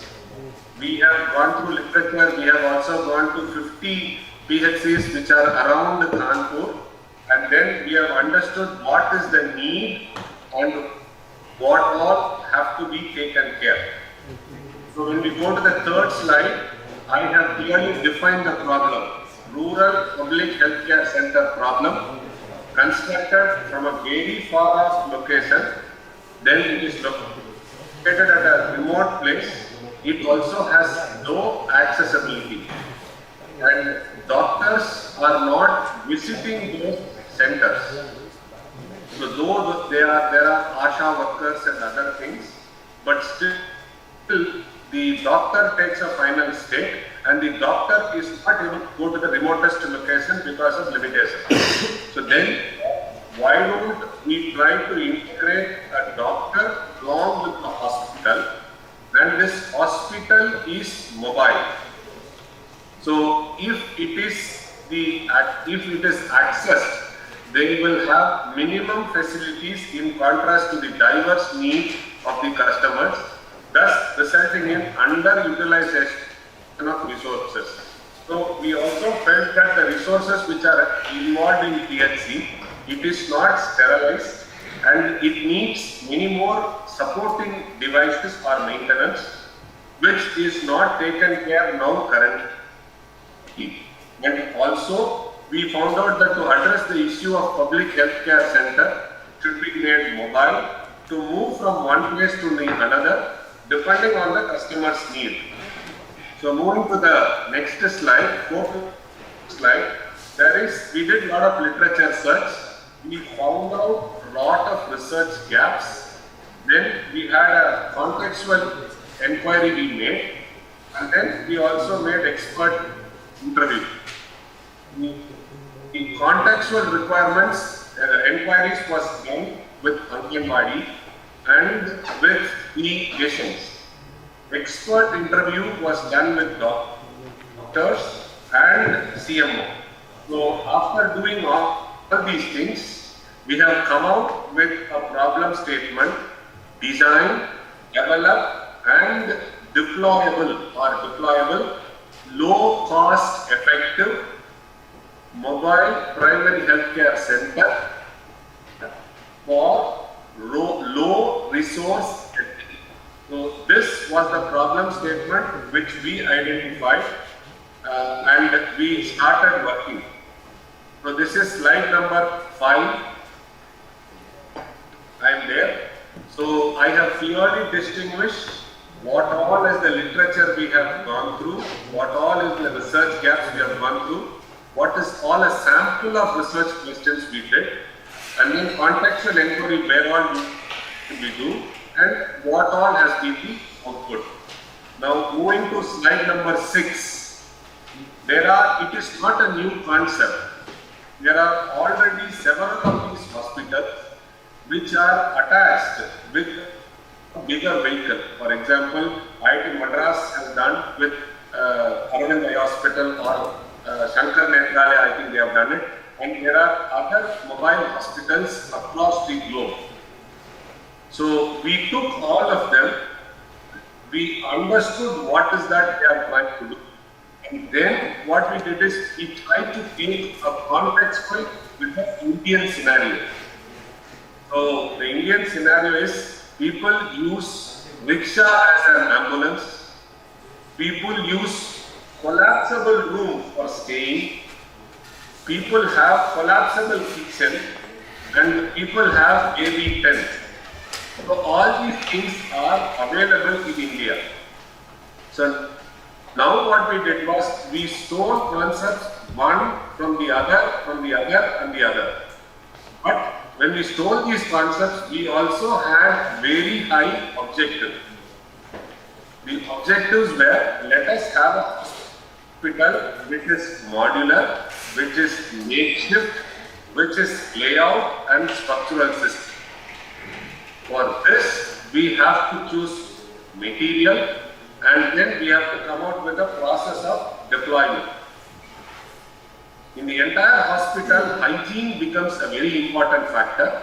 So hygiene, we worked on it, and we also made sure that water, electricity and backup facility, everything is there. Then ventilation, air circulation, products should be lightweight and safety.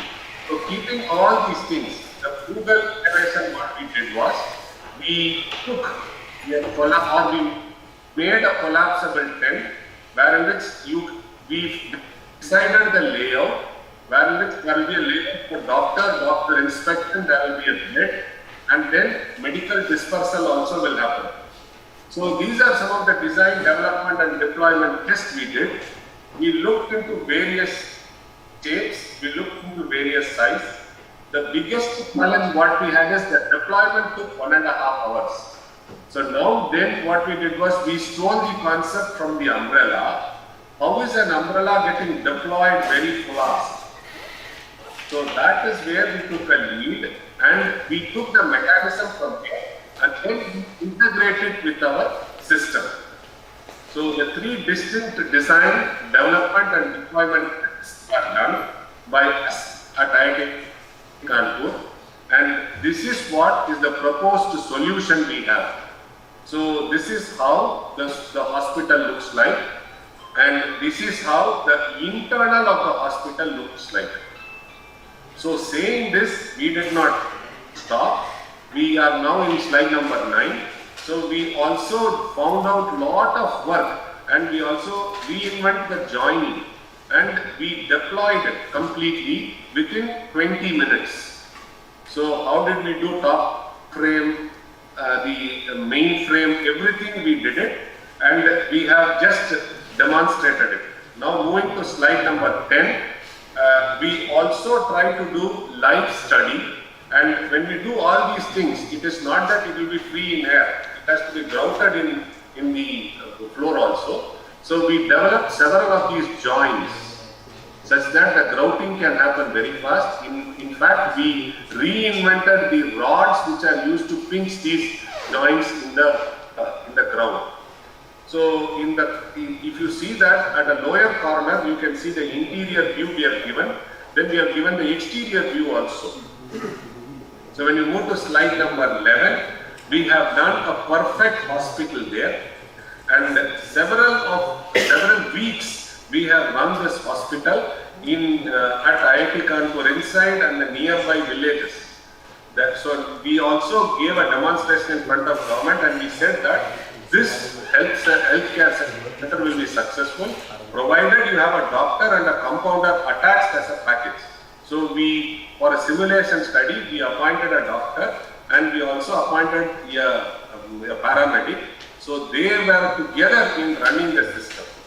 So 20 weeks of trials were done, and we were able to convince people that it is working. The best part of it, it had maximum ventilation and hygiene was managed. Then we found out water and power is a major challenge. So for the water and power, what we did was we took a backup battery which can only try to electrify all those basic requirements. We had 2 fans inside. We have a X-ray checking device. We have other small one which is there in a PHC center. Everything we could integrate it and attach it with a UPS, which will run for half an hour to 45 minutes. So that we demonstrated inside it. So this is the entire system, which is completely a frugal innovation.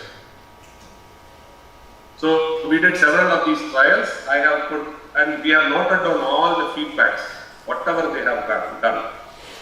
So now moving to slide number 13, we are now getting into a little bit of engineering there.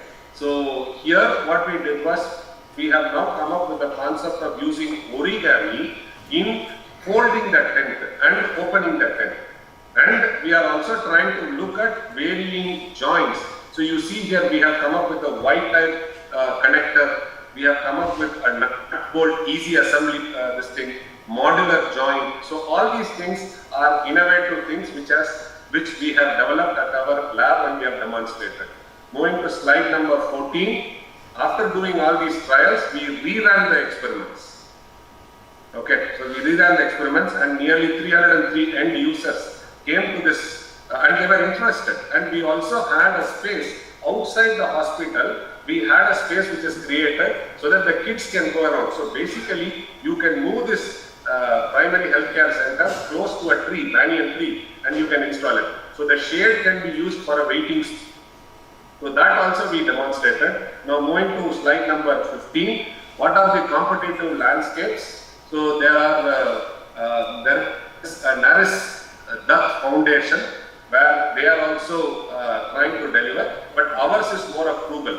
So the cost, the capital cost is 15 lakhs. We service to, next one is Sanjeev Mobile Clinic, where they are talking about service to 30,000 users and they are charging 30 lakhs. The basic capital cost is 30 lakhs. And then Mohalla Clinic, which is there in Delhi, which is around about 20 lakhs is the installation cost. And Mobile Eye Hospital Center, which is established, again they are costing around about 50 lakhs. So what we are demonstrating is a concept wherein which it is around about a lakh and which talks about inclusiveness and effective utilization of the hospital space and trying to give the best care to the patients. We are equating ourselves only to primary health care center. We are not equating to an operation theatre. So that let us be very clear. And moving to the next one. So I told you about origami design. Now the origami design is being used. So moving to slide number 17. Joints, we are now made rapid prototyping joints. And then the origami technique which is used in the corrugation of a box, almost a similar concept we have used. We have tried to integrate it with our whatever it is. Going to slide number 18. This is how the origami based tent looks like. We have not integrated the concept of origami and public healthcare center. We have not done. Right now we are working on it. So moving to the last slide, which is nothing but affordable primary healthcare center at your doorsteps. The value proportion is going to be delivery model is based on patient-centered care rather than traditional care. So this is my presentation. I am open for questions. Sorry I could not physically join, but I do a lot of Google innovation. So this is a case study which we are working with our PhD scholar. And the Google innovation has given us big grant which is worth of 50 lakhs. And now we are going to move it and establish a startup company along with the mobile primary healthcare center. So I am open for questions, sir. And my rest of the slides, my hard efforts I have already shared. And so whenever there is a time in future, I would like to present. Sorry for not coming once again physical because of my own limitations. I'm extremely sorry. Dr. Kumar, it's very good. Thank you for sharing your recent innovation in all this thing. But of course, we are here gathered together to see how young faculty, various NITs and IITs can teach courses motivating their students to take up various problems. Now, in that direction, your experience on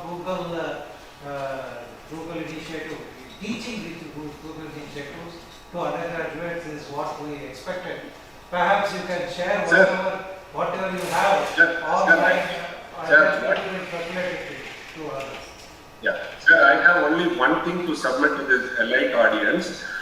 The engineering, whatever we teach is fine, sir. Now with all the engineering courses, if we could add a project attached to it. See, in this entire thing, joint design comes from a mechanical engineer. Rapid prototyping comes from a manufacturing engineer.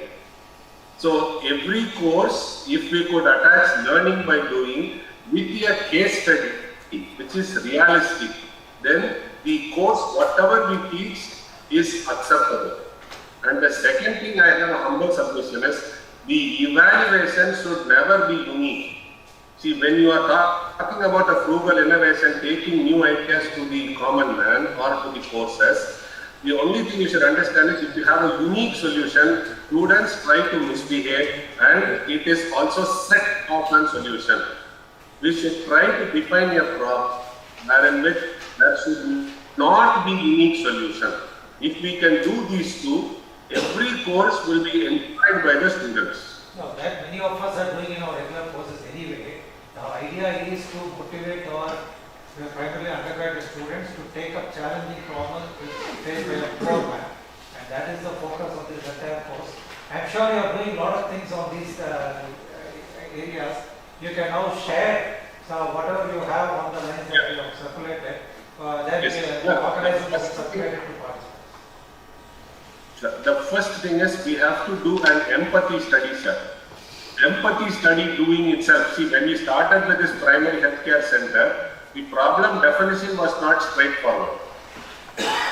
So when we started going to because we went to 51 different types of PHCs, we understood why is it not utilized. So problem identification itself is a big challenge. So the first course, even before teaching all these things, we have to teach the students how to do an empathy study. And from there, we should try to handhold them and try to take to the next step, sir. Whatever So that's what and I can teach all the design courses. No, what I am saying is that this is with reference to these topics, whatever you have in a written form, please share it with us. We will circulate it. Sure, sir. Sure. I will take it from the standard book. I will also give the book as a reference. Right. So that the people can use it.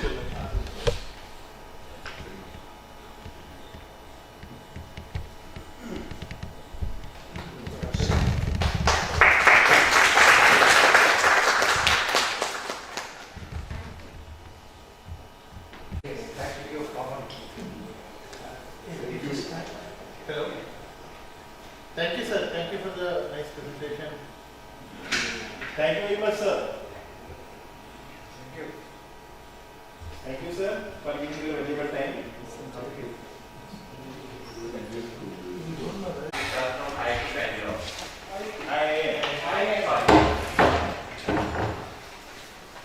Professor P. Shastri is a senior professor in digital sciences at IIT Bangalore. His research interests include supply chain and operations as well as social entrepreneurship, rural development, and good governance. He was the dean at IIT Bangalore from 2008 to 2011. He has been visiting professors and scholars at the International University of Japan, NEGATE, Japan, Hong Kong University of Science and Technology, MIT Cambridge, USA, and Associate Dean, Research and Professor at the Indian School of Business. He also does pro bono work for NGOs and the development sector. His work for civil society has been recognized and he has received various awards including the CNN IBN, NDTV, TOI Indian of the Year. He has been received Distinguished Alumni Award from IIT Delhi and also Outstanding Young Teachers Award from the Association of Indian Management Schools. Now I would like to invite Sir for a talk. Thank you for that introduction. I was hoping that the students would be here, but they haven't. And I particularly want to thank my old friend, Professor. Sorry to interrupt you, but so we would like to felicitate sir. And also please give a bouquet to sir.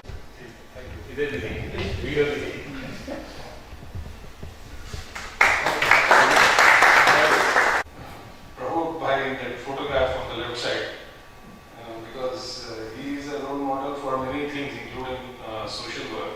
So one is the simple question that why are we doing this? So I was told in a technical language that we have to motivate younger teachers to teach and expose, and therefore that students will learn and all that. So that's a good idea. But again, you have to ask why and so on. So a couple of thoughts on that. One is that I mentioned also during lunch that there is a very famous song which was most famous of Mahatma Gandhi. It says, Vaishnav Janat Tene Kahiye Peed Paraya Jane. It was his favorite song.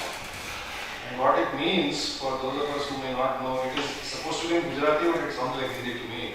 It basically means that he is a devotee of God or he's a good person, if you don't believe in God, who understands the sorrows of others. Now that's a pretty good starting point for why are we doing all this. Because there is a lot of human suffering out there in India, a lot of poor people, lack of water, education, health, go on and on, all these things are there. So each one of us who is interested in these things has to first ask, why am I doing this? Is it because it is now a fashionable thing, because some grant is coming, because a conference is coming, because it is fashionable to do this, or is it because we always call in management, I have a solution and I am looking for a problem. I know this, that, other technology. Now I am trying to apply it, I am trying to find a problem where I can apply it. Then you are solving your problem, you are not solving the problem of that person. So this, I would invite everybody who is interested to constantly examine why are we doing this. And second thing I would like to mention, because there was a lot of talk about going to villages and seeing this. So I'm just actually starting off from Vivekananda himself. He spent 6 years roaming around the country without a penny in his pocket. And he moved in huts, in palaces, he talked to scholars, he talked to ordinary people, and therefore he understood what India was. The other example is Mohandas Karamchand Gandhi. When he came back from South Africa, he went to Bhopal and said, please guide me on what I should do. So Gokhale was senior to him in age. So Gokhale said, please go around the country and see for yourself what is happening. So he actually spent, and he said a couple of things, which I mentioned in the class. That's why I was looking for the students. He said, keep your mind open. Do not form any opinion on any issue. See for yourself first, and then. So he actually did that. Gandhi spent 1 or 2 years roaming around the country. Maybe if not 1 year, maybe 2 years. He went from village to village, went here and there, talked to people, talked to ordinary people, talked to intellectuals, talked to workers, all this, and he really understood the pulse of the country. So we cannot all be like Gandhi and Vivekananda, and the impact of that is huge because there are so many saints and sages India has produced. But what is different about him is that because of his exposure to India and understanding the condition of the people, he said that don't just take sannyas and go to the Himalayas. So he said, Atmano Mokshatam Jagat Hitaya, means for one's own salvation and Jagat ke hit ke liye.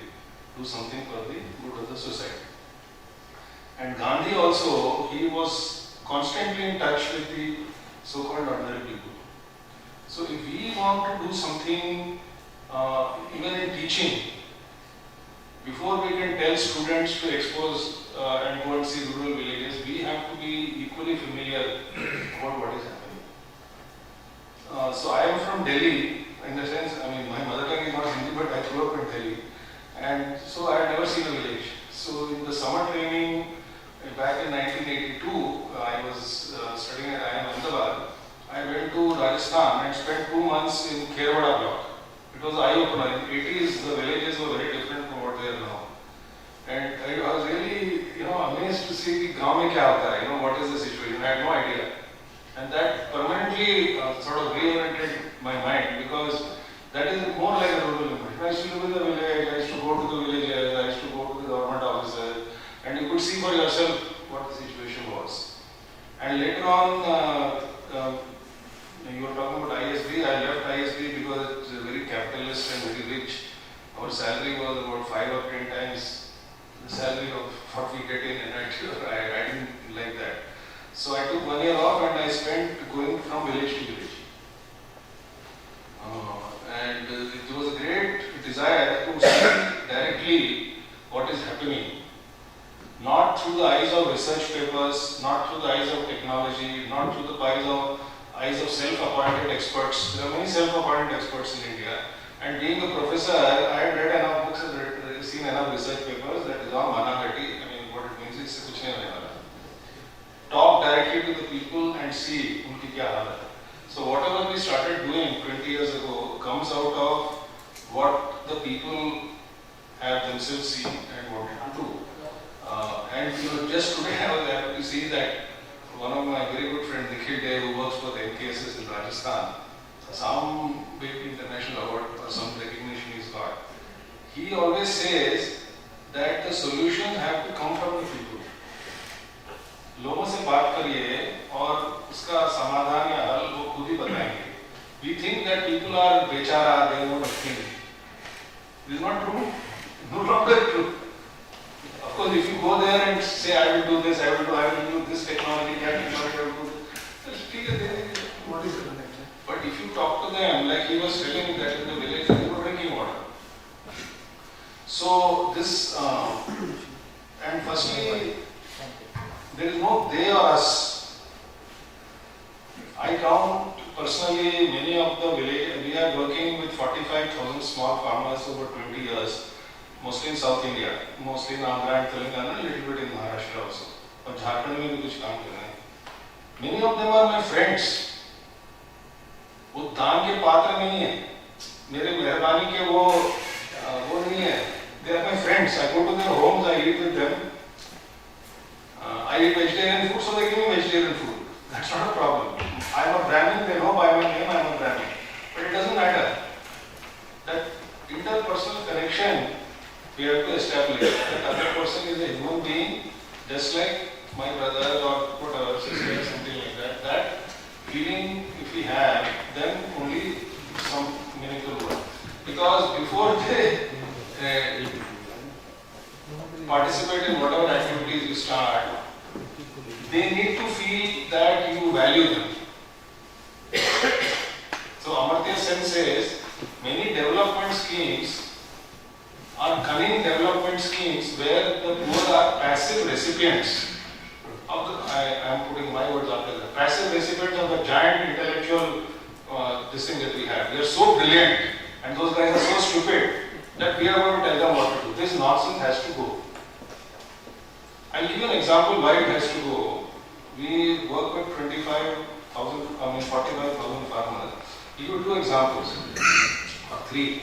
The previous president of the our Raitu Federation, means Kisan Sangathan, is Ramana Reddy. Now Ramana Reddy, he didn't go to college. Okay, for whatever reason, he didn't go to college. He is a farmer. His son works for CAD, Computer Graphics International, CGI, which is a product development company which is even more technology savvy than Infosys. And his daughter-in-law works for Infosys. And he lives in a village, Gunepalli. I've been to his house several times. Now, how did his son suddenly become so intelligent? Where did he get that intelligence from? And he didn't go to any IIT or Management, kuch nahi. He is a bright guy. So I'm saying that he got it from his parents. In Adilabad, we work with tribals. And the previous president again, Madan Saab, he was a tribal. His son is a PhD and he is a professor of economics in Hyderabad.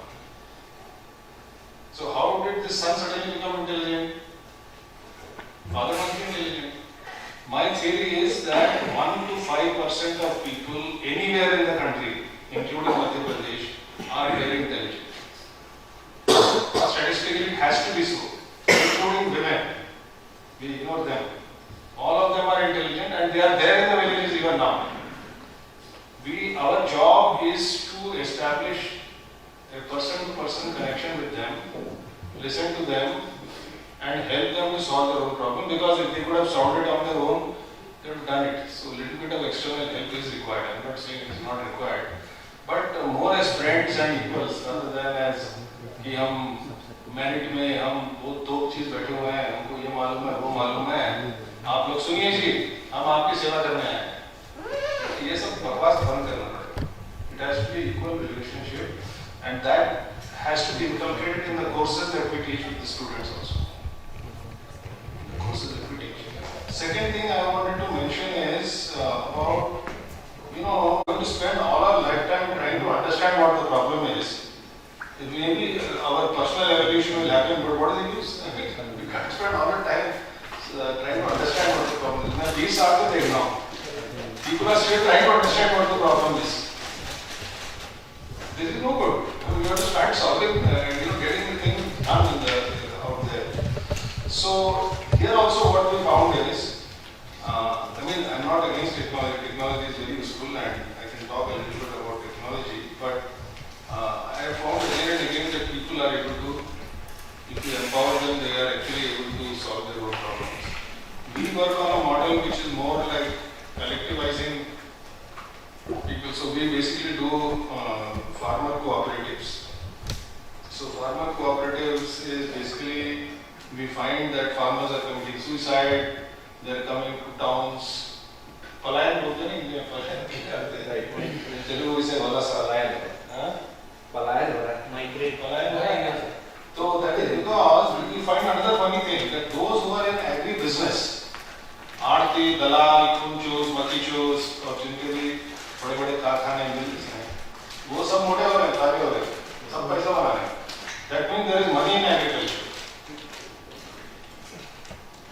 but the farmer is not getting. So what we have done with our farmers is we are moving them at up the value chain. जैसे मूंगफली का seed बनाओ, मूंगफली के seed का snacks बनाओ, उसका peanut butter बनाओ, पीनट बटर 500 रुपए में बिकता है, जो है 70 रुपए में बिकता है. So, but this can't be done individually, so there is a whole lot of social mobilization which has. Now there all the technology comes in. What technology are you going to use for manufacturing? All that comes in, but it has to be for a purpose. And many things the farmers are figuring out. So I'll give an example of the technologies. See, Infosys Foundation, then chairman Sudha Murthy, she asked a simple question that all this technology which you are also asking by the way, are only for the well-to-do and those who can afford it. Why can't we bring the fruits of technology to the poor? Now she is not a technologist. She has Infosys Foundation behind her. They called for applications, and for 3 years I was on the jury to select. So they were getting hundreds and thousands of applications. So they had a team who would shortlist it, and then 30 every year would make a presentation, and 10 of them would get an award. I'll just give you 2-3 examples. So he was talking about water. There were 3 students from a college which I had not heard of in semi-rural Maharashtra. उनको बेचारों को ठीक से अंग्रेजी बोलनी भी नहीं आती थी. They were telling about what they had done. So what they had figured out is, some version of Bernoulli's principle. They found that if you can increase the pressure by taking the water up from the hand pump and pass it through a nozzle where it goes through some 500 psi or something, actually bacteria die, which is a well-known thing. So they actually made that, and then they installed it as a pilot in some village. And after 30 days, they wanted to take it away, and the sarpanch said, "नहीं, इसको यहीं पे रहने दीजिए." He said, "Why?" He said, "यहाँ पे dysentery खत्म हो गई है, because bacteria को मार दिया उसने." And another place, you see, in Anantapur and many parts of India, fluoride is a problem. Drinking water fluoride is a problem. One of those guys, he had actually demonstrated that how we can, some basic chemistry which I don't know that much, of removing the fluoride. So it's not that technology. So there was one farmer who came, he said, "Nange English gottilla, nan Kannada dalli maatadte." मैं वो कन्नड़ा में बोलूँगा, उसको अंग्रेजी नहीं आती थी. He was speaking Kannada. A farmer था, तो he said कि we have to spend so much money on pesticide and worms. What is this?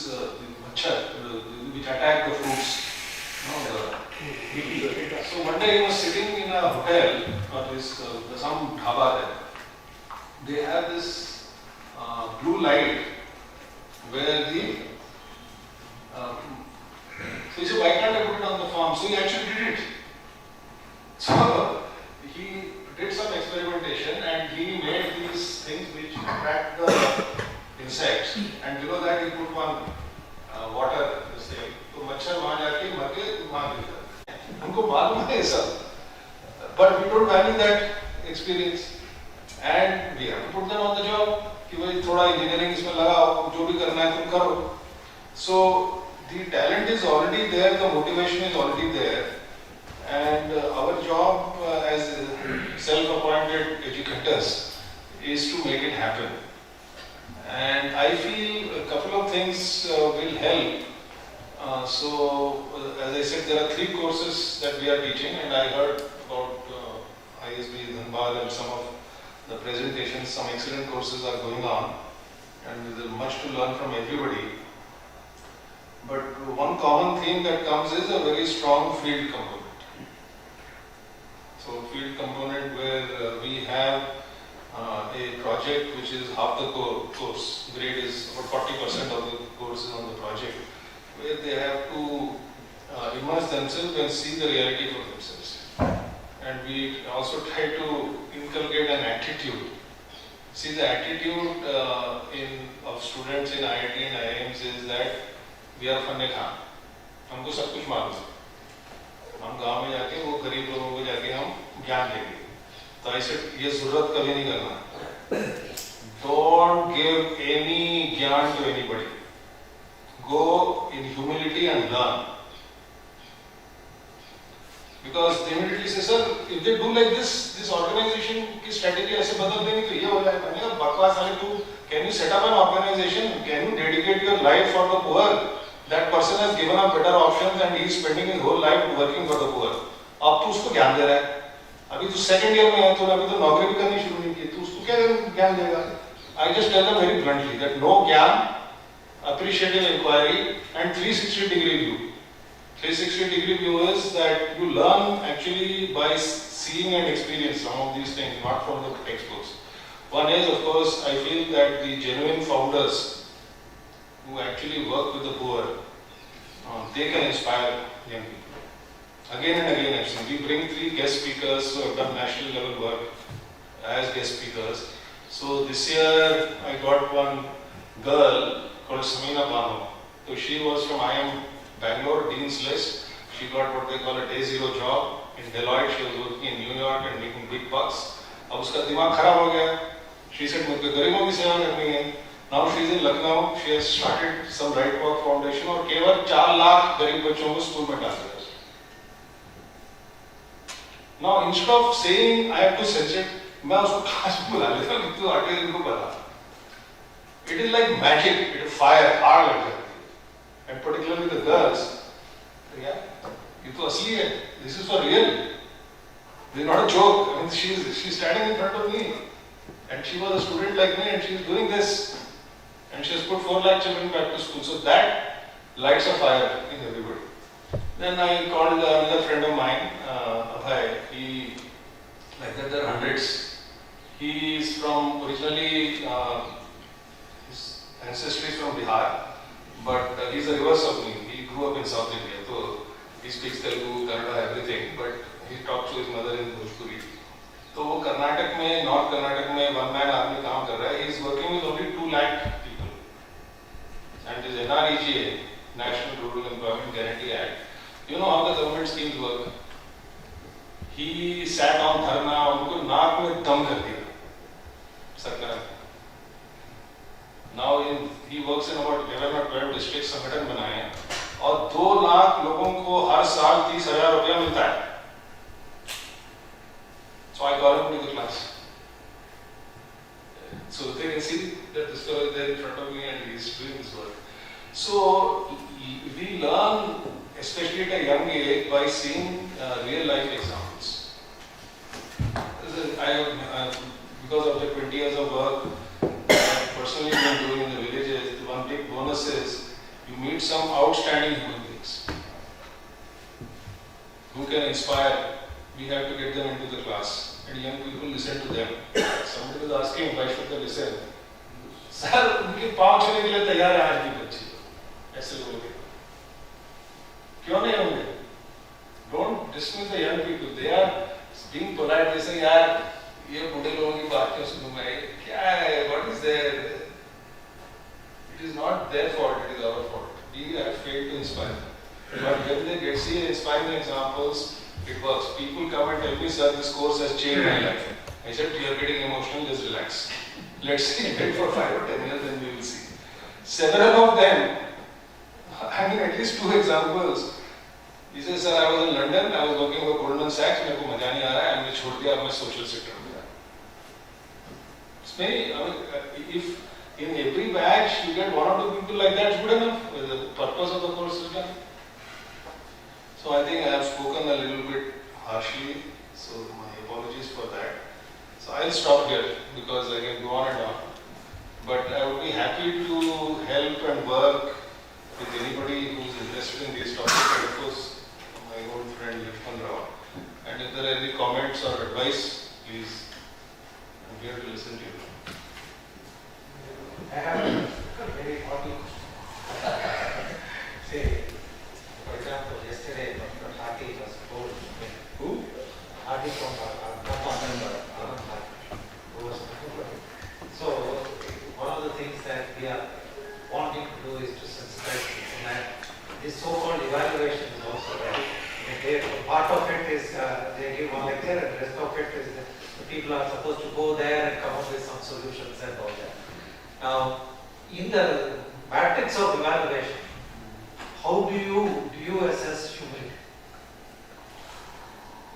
Whether for this work or at a personal level or from a spiritual point, humility is the highest virtue. There is no question about it. Humility doesn't mean that I'm surviving. You can combine dynamism and active work with humility. Humility is an attitude of mind. Right? We have to be humble. We have to have humility. Tell me one typical question you ask somebody who presents something. It's just typical so that people get an idea how to incorporate that in their evaluation. No, see, the message is there from the beginning to the students that you are there when you are doing your field project. You are not there, at least if they are asking for solutions, I have no comment. I said you are not there to give solutions, you are there to learn. Firstly, learn about the situation, learn about the organization that they usually work with an NGO. That's why I given the list of NGOs. And get into the mind of the founder. You see, when you see an outstanding human being, so there is one Mr. Srinivasan, okay, he is 81 or 82. At a young age, he decided to work for the blind. He comes from a very well-educated family, and he set up the Ramana Maharshi School of the Blind, which is not very far from IIM. He is inspired by Ramana Maharshi. And for the last 50 years, he has been running a school for blind children who are from very poor background. So when the student goes and talks to Mr. Srinivasan, they automatically get humility.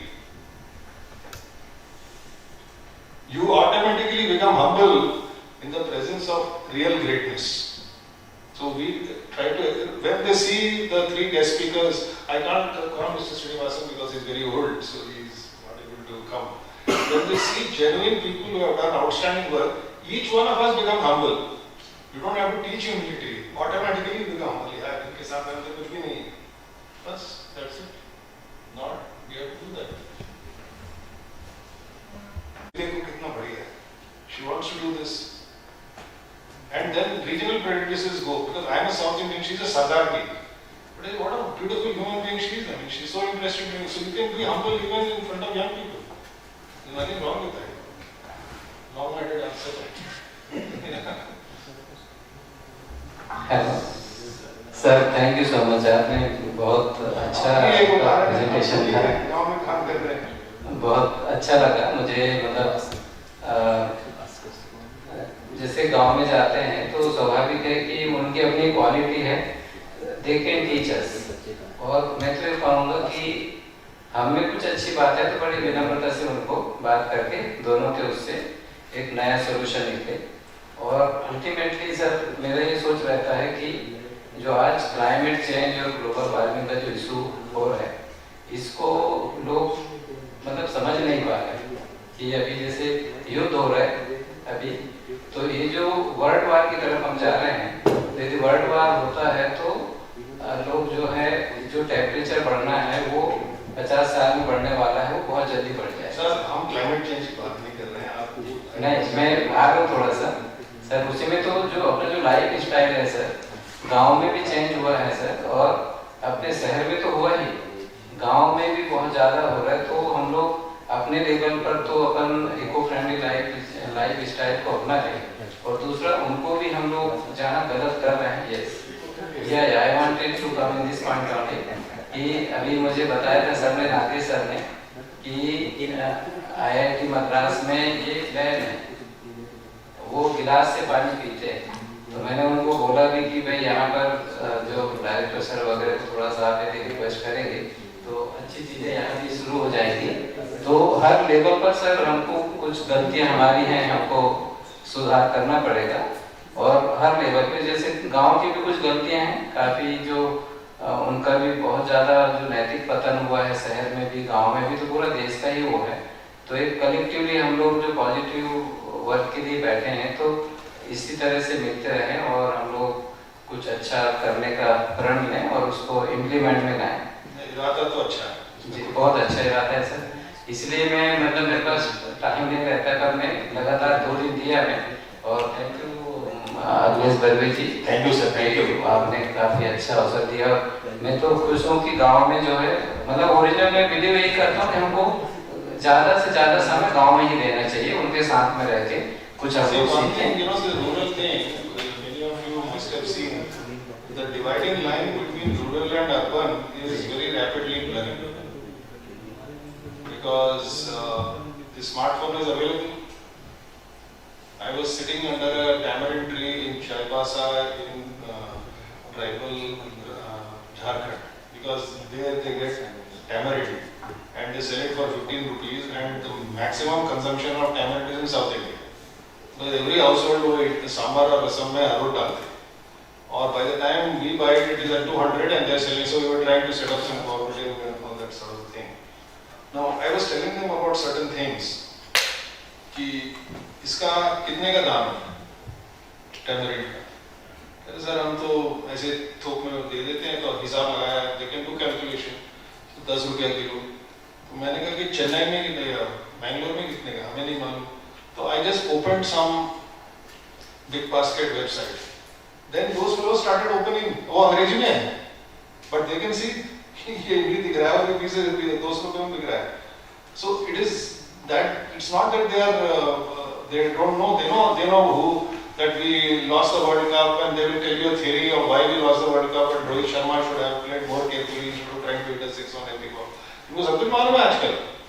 But we have to energize them and enable them to do it. And the rural-urban divide गांव में रहना चाहिए. Their aspirations are no different from ours.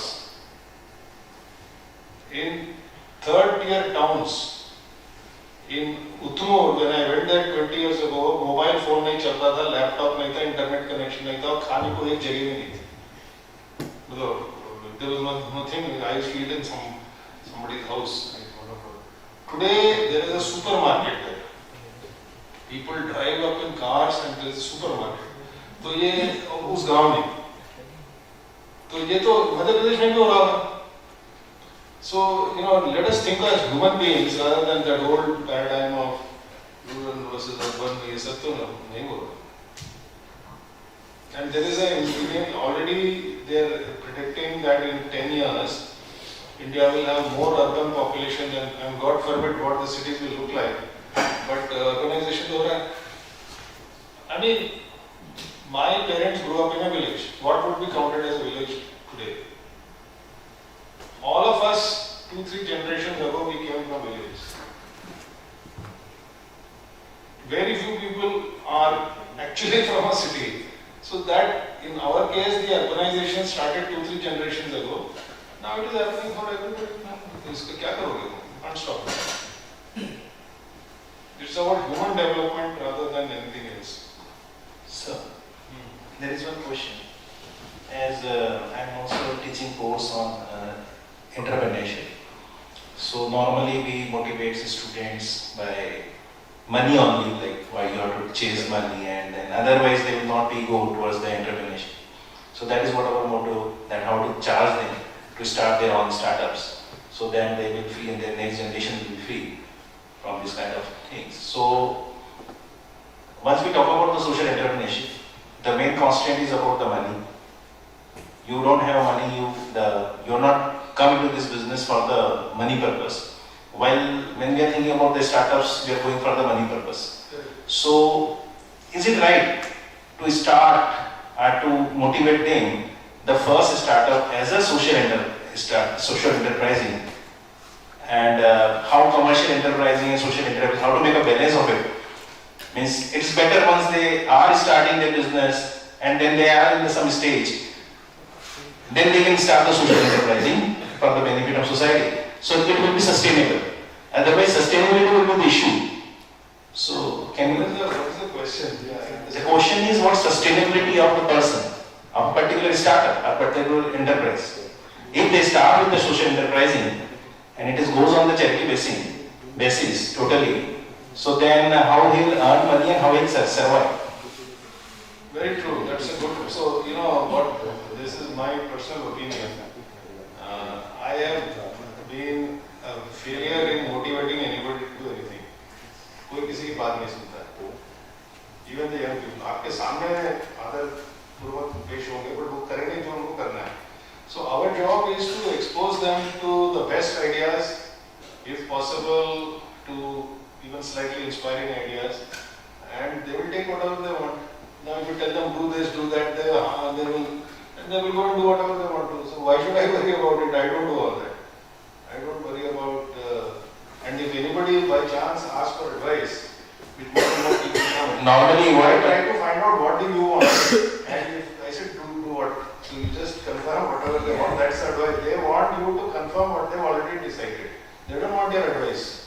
No sir, normally our students are young, 18 years, 19 years old. And at your colleges they are coming in the 23 years after graduation. And here they are trying to think in their directions. No, even for the 18, 19-year-old, I agree with you. It's your choice. But I generally, because some of my friends will bring their son or daughter, कि तुम इसको advice दो. मैंने कहा मैं कहाँ से advice दूँगा? कहता मेरी बात नहीं सुन रहा है. तू मैं तेरे पास ले आया. So I do that only. I ask them what do you want. If they're not clear, I say you find out. But don't get into something which you don't like. You're spending your whole life doing something which you don't like because somebody else said.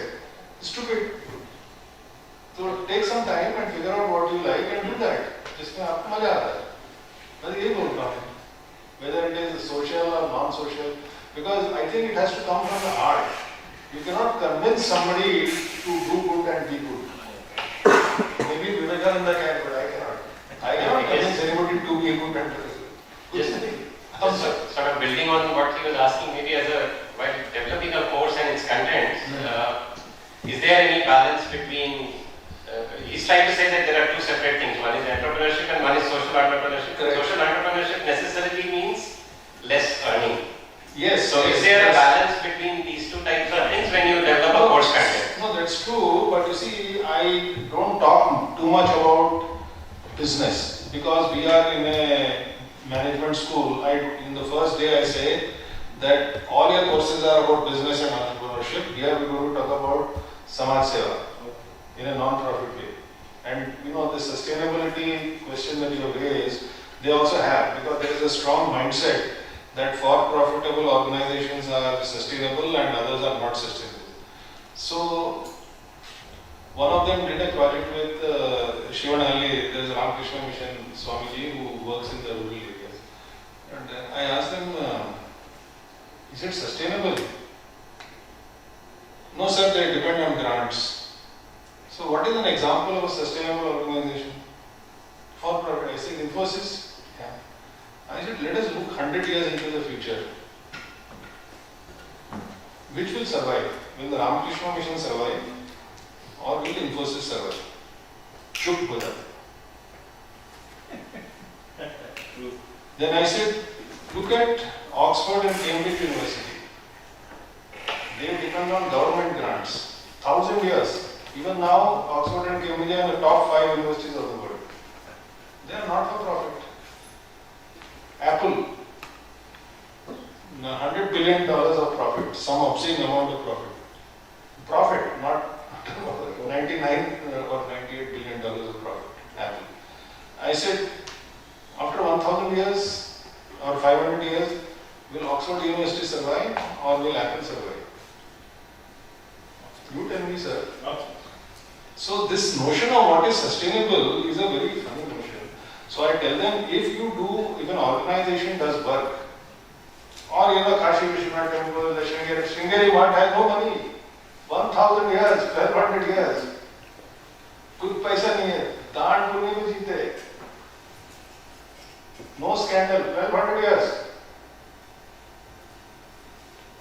कुछ non sustainable, तुम बताओ कौन सा business 1200 years will survive.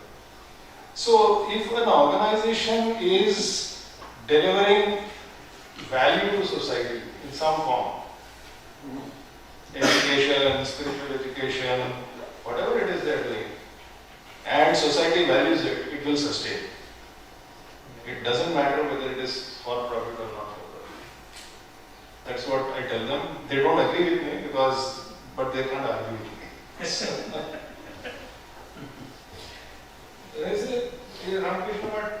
What is the revenue model? Zero. दान पुण्य में जीते हैं. 500 साल के बाद रामकृष्ण मिशन रहेगा कि नहीं आप बताइए.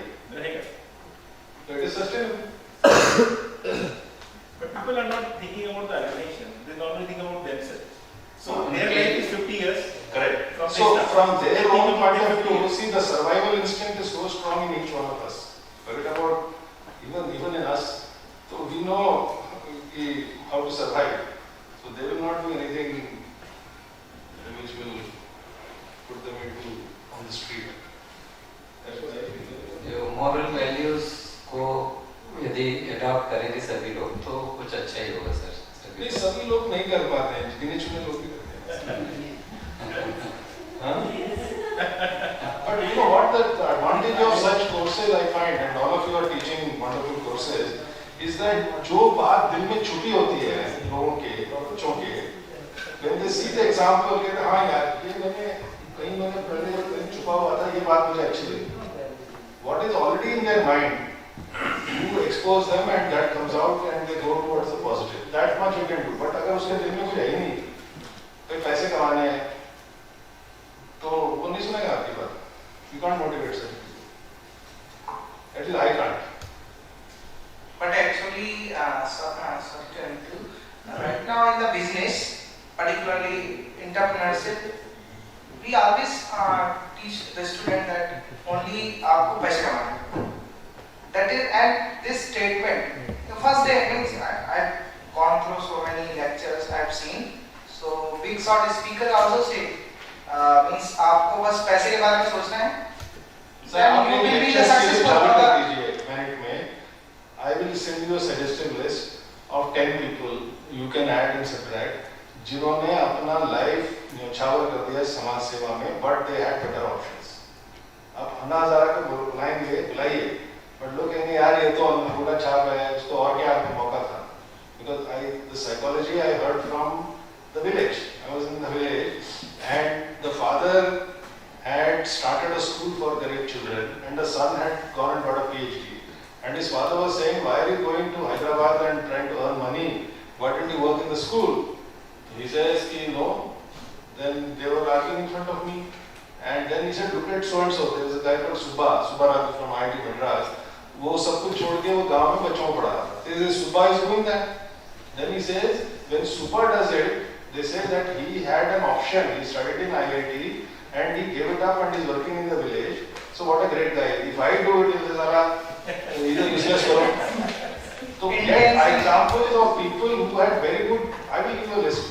Call them and have once a month have a lecture. Sure. And try to somebody said I'm feeling sick, बच्चों को बोलना आपको आगे सुनना है, सुन लीजिए बाद में.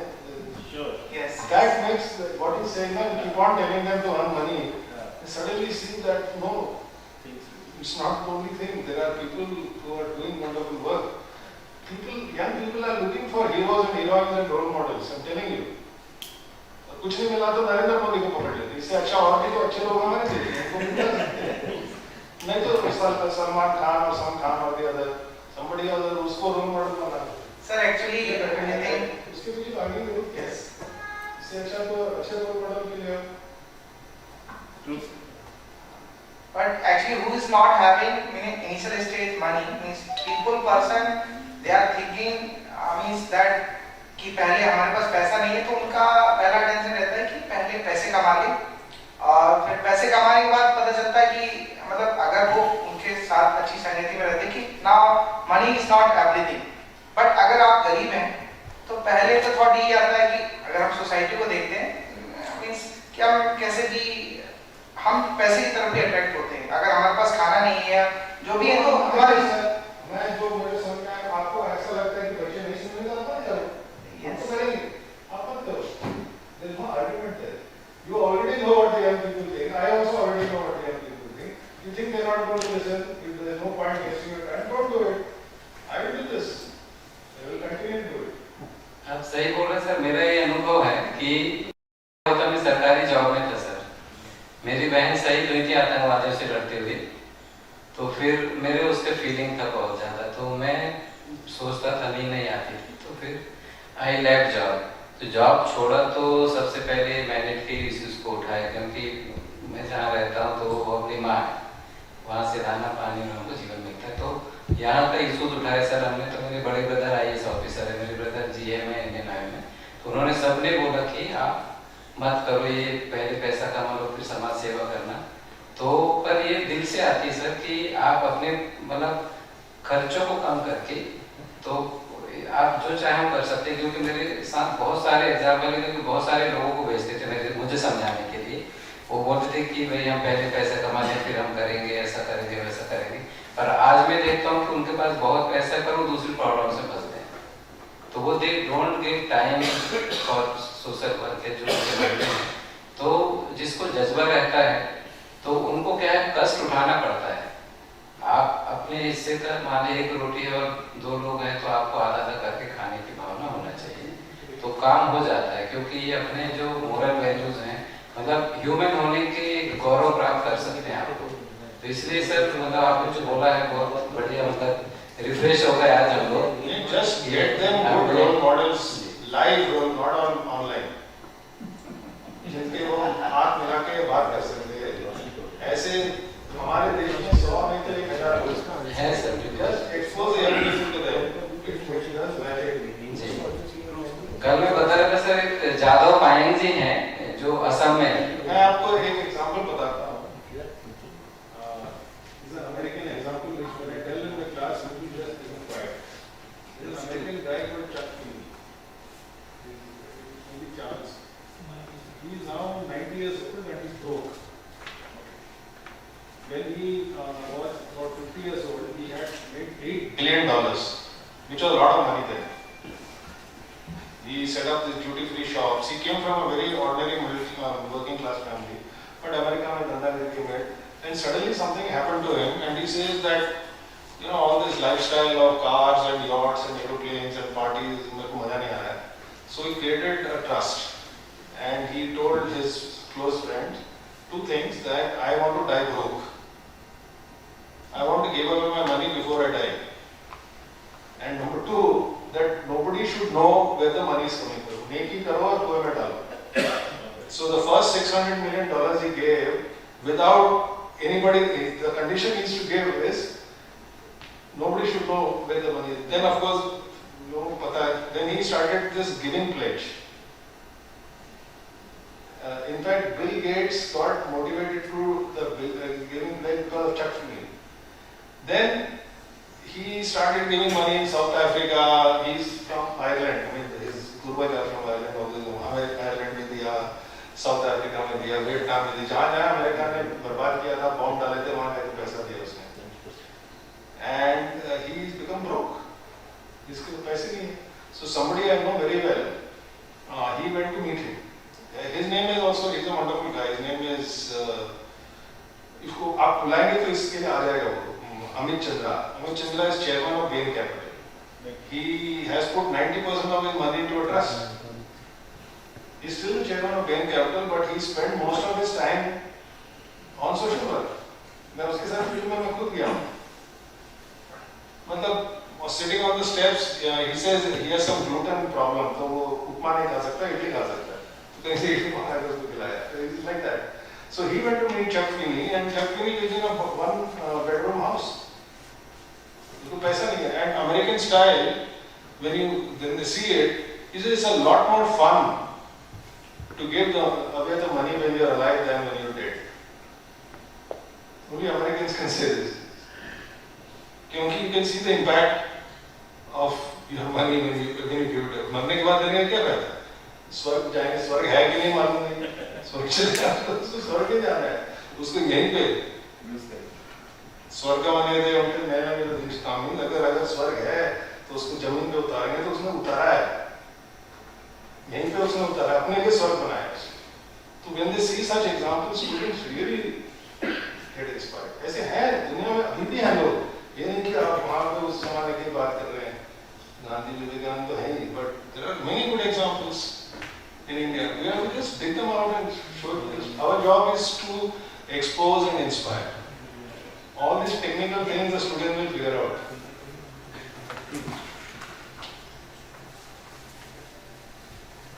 So, just like this list of NGOs that you shared, it would be really helpful if you can share this list of. I shared it.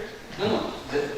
Please share the list of all these personalities. Yes, also. yes, let us do that. It would be really good resource for all the organizations. Yes, this is our collective responsibility as self-appointed educators. We have to expose the young generation to all this. I will send it. I'll send it to Lakshman and he can share it. And some of them I know personally, I have their email and contact. Some of them you will have to find. But we can give your reference to them. Some of them you can give my reference, yeah. No, because they are also, they have such good people, they also want to help the young generation. So one small question I have was that you have been interacting with or working with these various types of cooperatives for so long. So, so the functioning of cooperatives, I mean, there are different types of experiences in that. But then overcoming the motivation of personal optimization or personal maximization in terms of the profits and gains, and how to work as a cooperative, because there is a lot of compromise or some kind of adjustment has to be done when you want to work as a group. So have you seen any change in the attitude? I mean, was it so that in early era cooperatives were easier to form and now it is difficult, or other way around? Because FPOs and all are new forms of cooperatives also, we can Those say. are basically cooperatives. So, see, in the olden days, people used to be called depressed classes. Then they were called scheduled caste. Now they are called Dalit. But the same people. In America, they used to call them niggers, Negroes, blacks. Now they call them Afro-Americans. Because every word becomes negative, then after 20 years they change the word. That's what they say. Cooperative has become a bad word, so they call it FPO. It's a cooperative. It requires a long discussion, but I will take this opportunity to invite each and everyone here on the third Saturday of every month. We have a board of directors meeting of the farmers. I generally go, but if some of you are coming, I will make a special plan to go. It is about 1.5 to 2 hours away from Bangalore airport, and you can see for yourself what is happening. So this thing about why cooperatives don't work well is a long question, and I don't want to bore everybody because it might be of special interest to you. But one-line sutra which I got from Dr. Kurian of Amul fame: a cooperative is of the farmers, by the farmers, for the farmers. It is like democracy. In India, it is democracy only in name. It is not of the people, by the people, for the people. So cooperatives also get messed up. The government subsidy, giant intellectual schemes, socialists, communists, capitalists, everybody has their view. सबसे हम राय लेते हैं, एक वर्ग से नहीं लेते हैं, किसानों से नहीं पूछते कि बंदा तेरे रजा क्या है, पूछते से. So we don't ask them, but we do that. We don't give. So Korean used to say the best way to follow cooperative is to give them lots of subsidies and doles. And the moment you say this, then you will say you are a capitalist, you are anti-socialism, कुछ भी बोलना, because we are working for our ideology, we are not working for the people. हमारे दिमाग में कुछ ideology है. So we don't give anything for free. So I'll give you an example. The latest third mill they set up in Tadimari, some village, small town in Anantapur district. They came to me some 3-4 years ago. They had been working for 20 years. They want to set up another mill, groundnut processing mill. So, కొంచెం సహాయం చేయండి, do some help. So I said, how much will it cost? They said some 30 lakhs, it became 40 lakhs. So they know that I will not do, but they still ask I will not do. I said, how many bags of groundnut will you get? They said 20,000 bags. So I said, per bag, how much is it? That much arithmetic they know. 20,000 into 200 is 40 lakhs. उनको मालूम है, इतना तो arithmetic सबको आती है. तो मैंने कहा लाइफ में एक बैग मूंगफली का आपको एक बार 200 रुपया देना है. सब चुप. मैंने कहा यहाँ पे कोई है जिसके पास मोबाइल फोन नहीं है? सब चुप. मैंने 200 रुपये की आती है क्या? सब चुप. मैंने कहा सस्ते से सस्ता मोबाइल 5,000 10,000 से कम करो. स्मार्टफोन है लोगों के पास आजकल. तो 200 रुपये नहीं दे सकते. तो उन्होंने दिया, मिल बनाया, they invited me for the inauguration. So the initial years is in getting people together, and when they put their own money, things happen. And there is a dharma, which Korean used to say, but I discovered it independently. मैं सरकार से चोरी करूंगा, मैं income tax नहीं भरूंगा, मैं रिश्वत लूंगा, मैं रिश्वत दूंगा, मैं सारे गलत काम करूंगा, फिर मंदिर जाऊंगा, बट मैं पड़ोसी के पैसों को नहीं चोरी करूंगा. ये धर्म है. Even in the villages, they get into fights, but they don't go and burn the guy's crop. रात को जाके उसके नहीं करते हैं. ये धर्म है.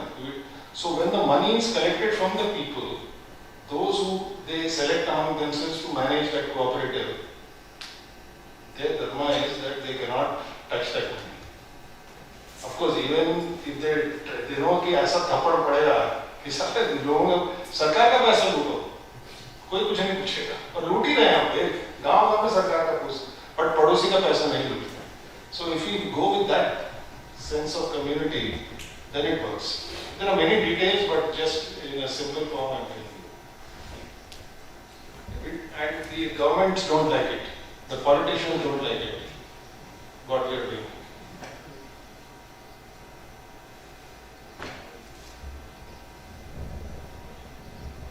Time हो गया. बहुत एक्सीलेंट. जो वास्तव में जो कुछ कड़वे शब्द बोलते हैं तो लोगों को पसंद नहीं आते, पर वो वास्तव में करने की आवश्यकता है. I try not to be positive, but I can't do it. So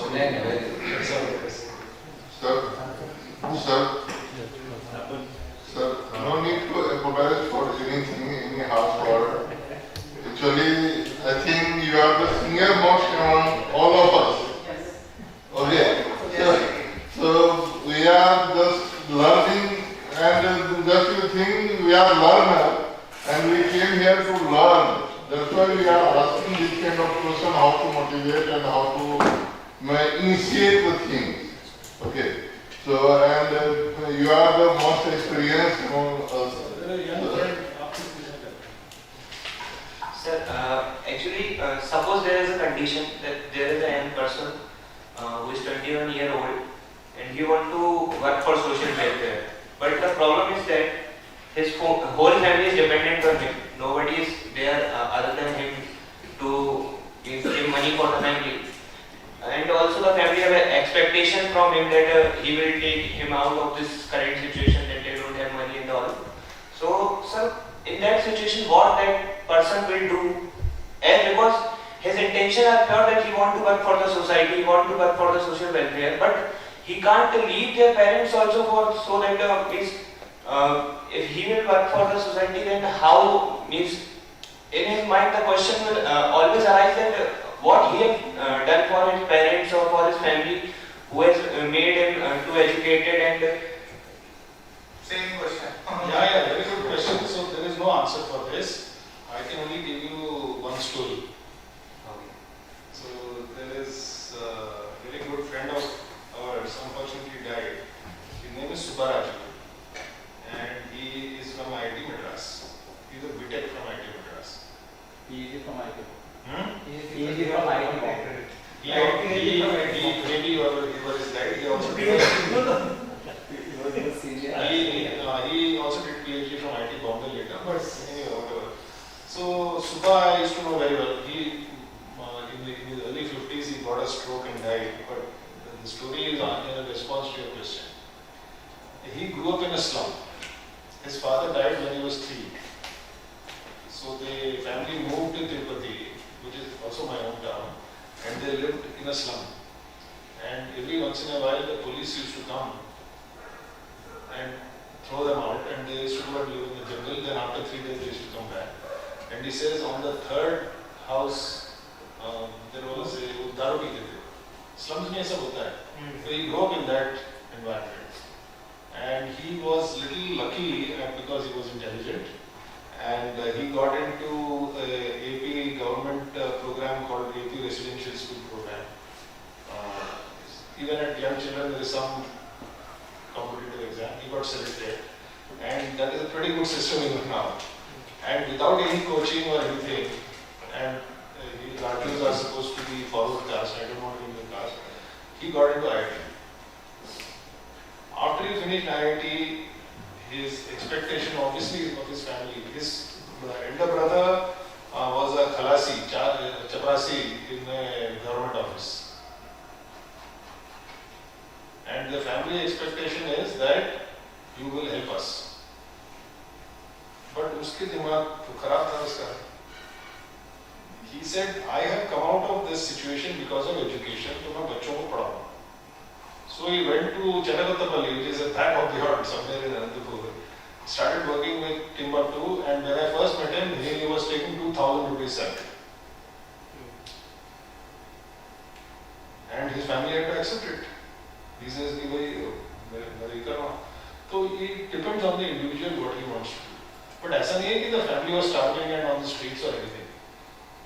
I met them later on. They are okay, but maybe they don't have gaadi, ghoda, bangla, aeroplane में नहीं घूमते होंगे.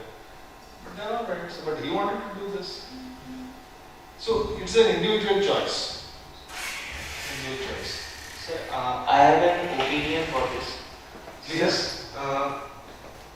As somebody is doing some social work without money, according to me, there should be some plan so that while doing some social work, he must get that much enough money, so earning, so that he can do that. If that's what you want, you please do that. Nothing wrong. If you think that you must get enough money, do it. But what is enough money? That is another issue. That is another. You see, my friends are worth. Many of them are worth more than 100 crores. You know, I had the misfortune of going to IIT, IIM. Many of them are entrepreneurs who America में काम करते हैं. 100 करोड़ की उनकी है. मेरे पास तो 100 करोड़ है नहीं. और मेरे से भी नीचे लोग हैं, उनसे भी नीचे लोग हैं. So what is enough? No, but the basic. What is enough? Means suppose there is a person who don't have means these three basic needs also. मैं सुबह से बढ़िया कहानी नहीं सुना सकता. आप अपने गरीब फैमिली के नहीं हैं, जितना सुनता है. मैं कितनी बार वो कहानी सुनाऊं, उसके बारे में गौर करो और जो मन में आया वो करो. I am not saying that you follow Subha. I am telling you a story that such people also exist who came from very poor family, who were living in a slum, who didn't have a toilet at home, where they should make liquor feed down the street, and periodically the police used to come and झोपड़पट्टी को उड़ा देते थे, जंगल में जाके रहते थे. इससे बढ़िया कहानी मैं कहाँ सुनाऊंगा? अब तुमको आर्ग्यू करना है. You want to do what you want to do it. Do whatever you like. No time, sir. जो करना है तुम करो. Thank you.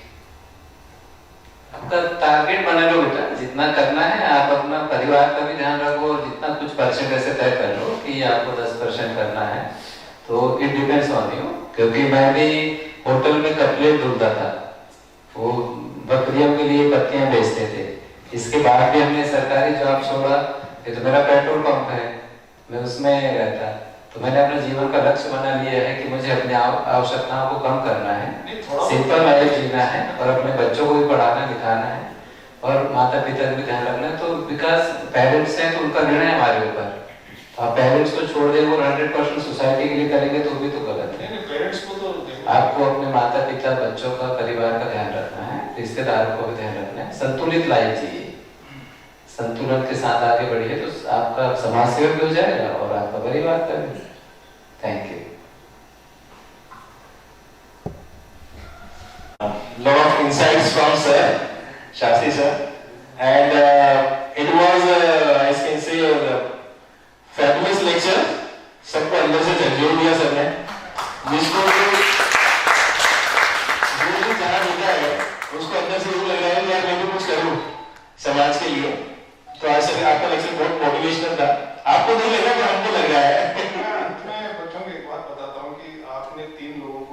देखा and some videos also I showed.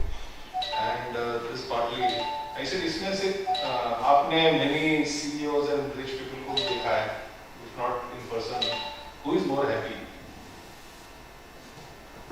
वो वर्ड में ना happy क्यों बनाते हैं? मैंने कहा खुश कौन? तो मैंने कहा कि I know dozens of people, including myself here, जो समाज सेवा कर रहे हैं, कोई भी दुखी नहीं है, उनको कोई स्ट्रेस नहीं है, नो ब्लड प्रेशर, रात को आराम से नींद आती है, कोई depression, counselling, blood pressure, tension, कोई पॉइंट नहीं, कुछ नहीं,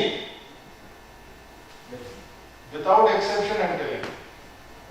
अगर आप खुश रहना चाहते हैं तो दूसरों को खुश करोगे तो ऑटोमेटिकली आप खुश हो जाएंगे। ये मैं बच्चों को बहुत सही बात है।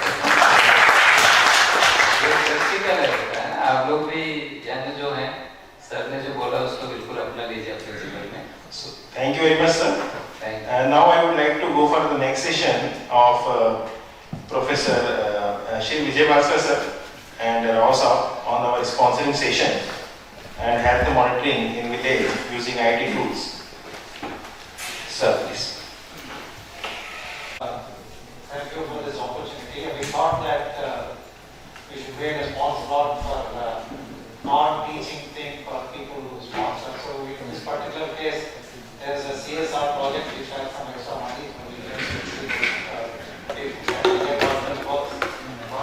CSR project. But I want to share the way this project came. For a long time, Nagesh is a person who is behind this in some way. When he was doing his PhD and before his PhD, we used to have a tacit understanding that he would do whatever he wants and handle the blessings of IIT staff. And therefore, he wrote 2 projects with my name on it. Somehow, he got funded and then finally he completed his PhD with those projects and so on. The third project was on the same theme. Is to write something on what he learned there on an app which can be used for health monitoring and so on. He is an expert in figuring out how the governments think and then how to write projects in the way they will give money. And so that's how I went along with that and so on. But this had a roadblock, quite a few. We sent, the focus was on health. And deep down, even though we never said it there, we wanted to promote Ayurveda in the villages that he was working on. And therefore we wanted DST money for it. DST, we went and fortunately they invited us for presentation. I went and presented in front of science. That's why I used to go.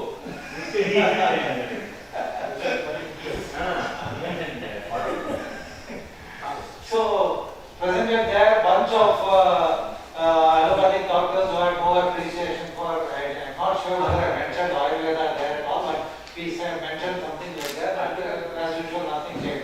So we thought it's a lost cause and so on. Then later we met our friend Joe Thomas. Somewhere casually he said that look, so many things we keep trying and nothing comes. He said we have this CSR bandwagon IIT, why don't you send it there? So we sent the same proposal to him. He has his own network of making a nice photograph out of it, a nice push to us. And then and after 2-3 years, suddenly the project comes. For the same amount that we asked, that is about 13 lakhs. How it came, when it came, nobody knows, but it came. And from whom it came, there's some tide water company whose face I've never seen, they have given it. Now, after the project comes, it came during the COVID times. And now Nagesh was no longer interested in the project. He said that, look, actually, since COVID has come, I hope they withdraw the money and nothing will come. But unfortunately, money came, and they were after me to execute the project after the COVID has come for health monitoring in villages. So, I didn't want to disappoint my classmate, Joe Thomas. So let us see what to do. So we waited for COVID to slightly reduce and bought some time to that. Then Nagesh's wife, Aparna, she was the one, she is the Ayurvedic wing of Nagesh family. So anything to Ayurvedic, she subcontracts to her. So then both of us, we went and we wanted to, what we wrote in the project at least is to be executed. But on the other hand, somehow, what we wrote in the project is that we develop a software because we are IIT and all that, which will do health monitoring.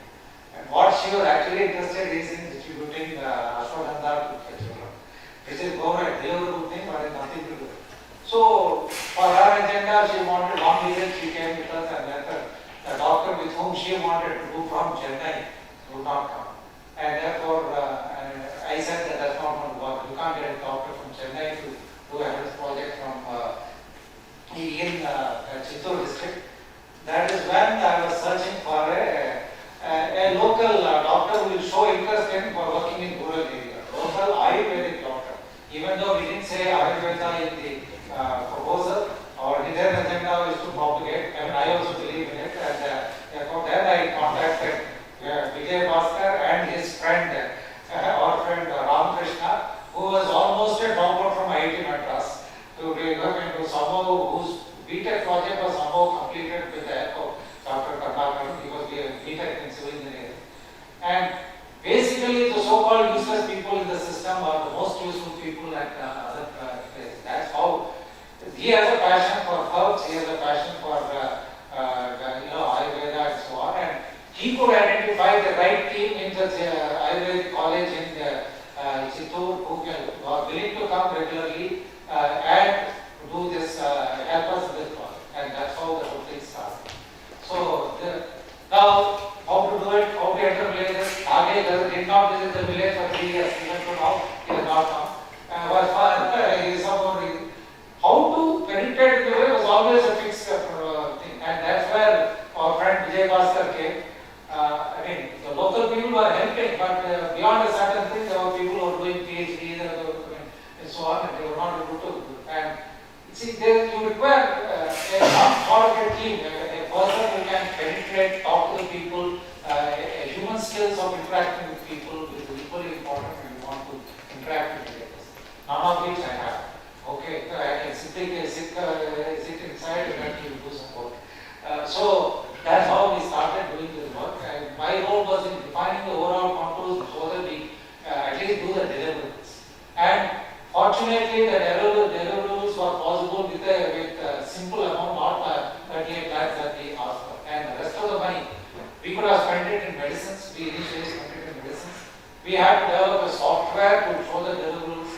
That software, even though he worked in software for a long time, he himself was rusty about it, but he has a network of people who can work on a voluntary basis. So with that network, he developed the software. And what really happened is that over the weeks that we wanted to propagate Ayurveda in the area, so we had camps. We were also advertising it here and there, having it in local newspapers, all that happened. And to sustain it, we could find some over the months we found local people were developing interest in sustaining these type of visits. That happened. And when the project was almost closing down, we could create a demand for similar things to be happen on a continuous basis. And that was our main objective. So government schemes to exist, Ayush exists. They have schemes by which people can visit villages, but nobody really comes.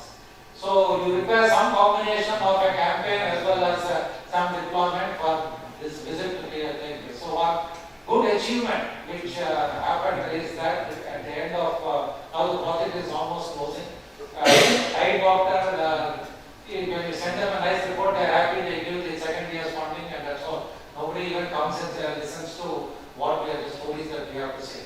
But what has happened is that over the years, a taste for Ayurvedic medicines has developed in the villages, and slowly they are getting used to it. Now we identified an Ayush doctor who was deputed by the Ayush department to visit the village regularly, and that is going on in spite of the stopping of the problem. So, health deliverables in terms of software, etc., I will talk about, but the real thing is that a taste for an alternative medicine which has an equal value is perhaps was lost over the years, is slowly being revamped in those interlabs, and that's what we want to do. So now we will talk about the IT tools and how we develop that, and also some more stories from this side.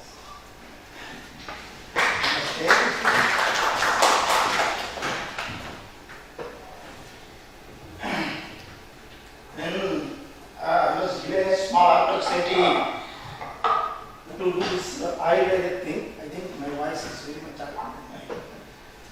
So, what Sai is saying, I remember Subbaraju friend is Ramakrishna. These two are plus 2 residential school classmates. And my first meeting in Subbaraju is 93, first traditional science conference. So our Professor Rao sir also volunteered. Both of us are same age group actually. Again 2023, again here and remembering Subbaraju, I am very happy. He works for children, he works for science labs, he wants to create technology labs and all. When he is telling about Subbaraju, I used to recollect my memories and all. That's why. Yeah, anyhow, when this project has come, we don't know anything actually. We want to, we were powers of Ayurveda. It is traditional health system, indigenous health system is good. But how do we do it?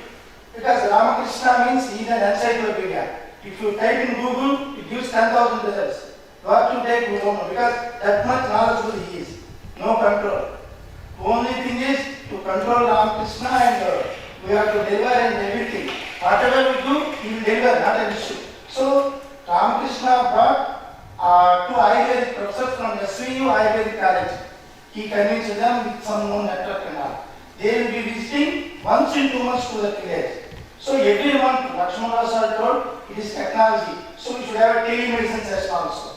That also used to, because COVID, no COVID, nothing. Telemedicine by COVID. So there is a very brilliant student with Nagesh student Ravi, who was doing PhD in IIIT under Nagesh guidance. So he was the main first torchbearer of this project. He has created a nice base. So we should thank Mr. Ravi also. So Ravi used to run telemedicine sessions and all. Doctor will be telling the topic. Lakshmana from Chennai will tell the topic, community, what are the knee problems, joint pains, or infections. According to the serum, he used to tell. Professor used to, the Ayurvedic professor was wondering, no one, our students are not listening nowadays. BA, MS, they study and they work for allopathy. MD, they study and they will see the survival. No one cares about. But people are asking us.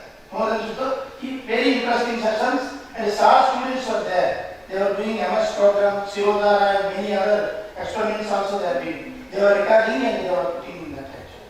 That is also technically every time we were doing initially. So let us get into this presentation. This is in 2014 it has been written by Nagesh, and the project has come in 2019. So after 5 years, yeah, we did not change the objectives. We have kept like that one. So improving communities surrounding villages by using IT tools. Because IIT is doing this project, so importance of technology.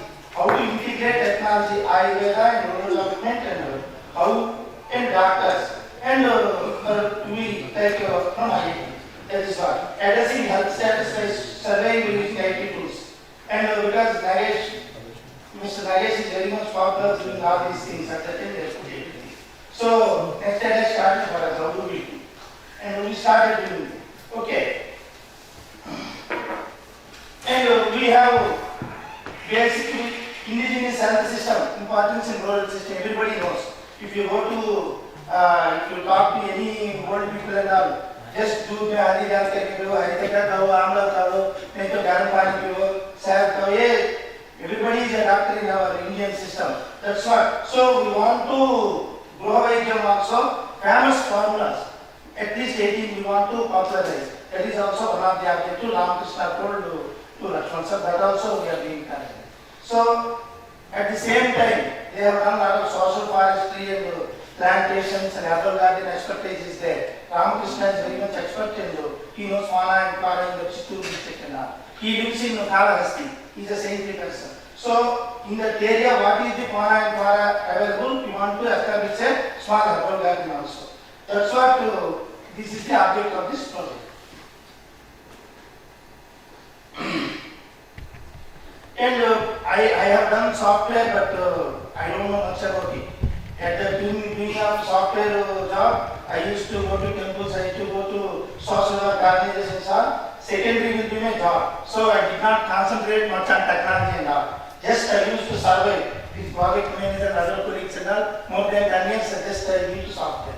But when it came to how to design everything and all, I have seen actual software job done by me to during these 3 years only. That's all. So we have doctors with minimum data, specifications, how do we prepare, and how to conduct in health camp, and what are the preparations. This is logistics part and technology part also. Every time Lakshman used to guide us. First, no software, then he told us, take a spreadsheet, correct the data for first camp. He corrected like that. Immediately, he said, when software comes, upload this data. That is also one of the important things.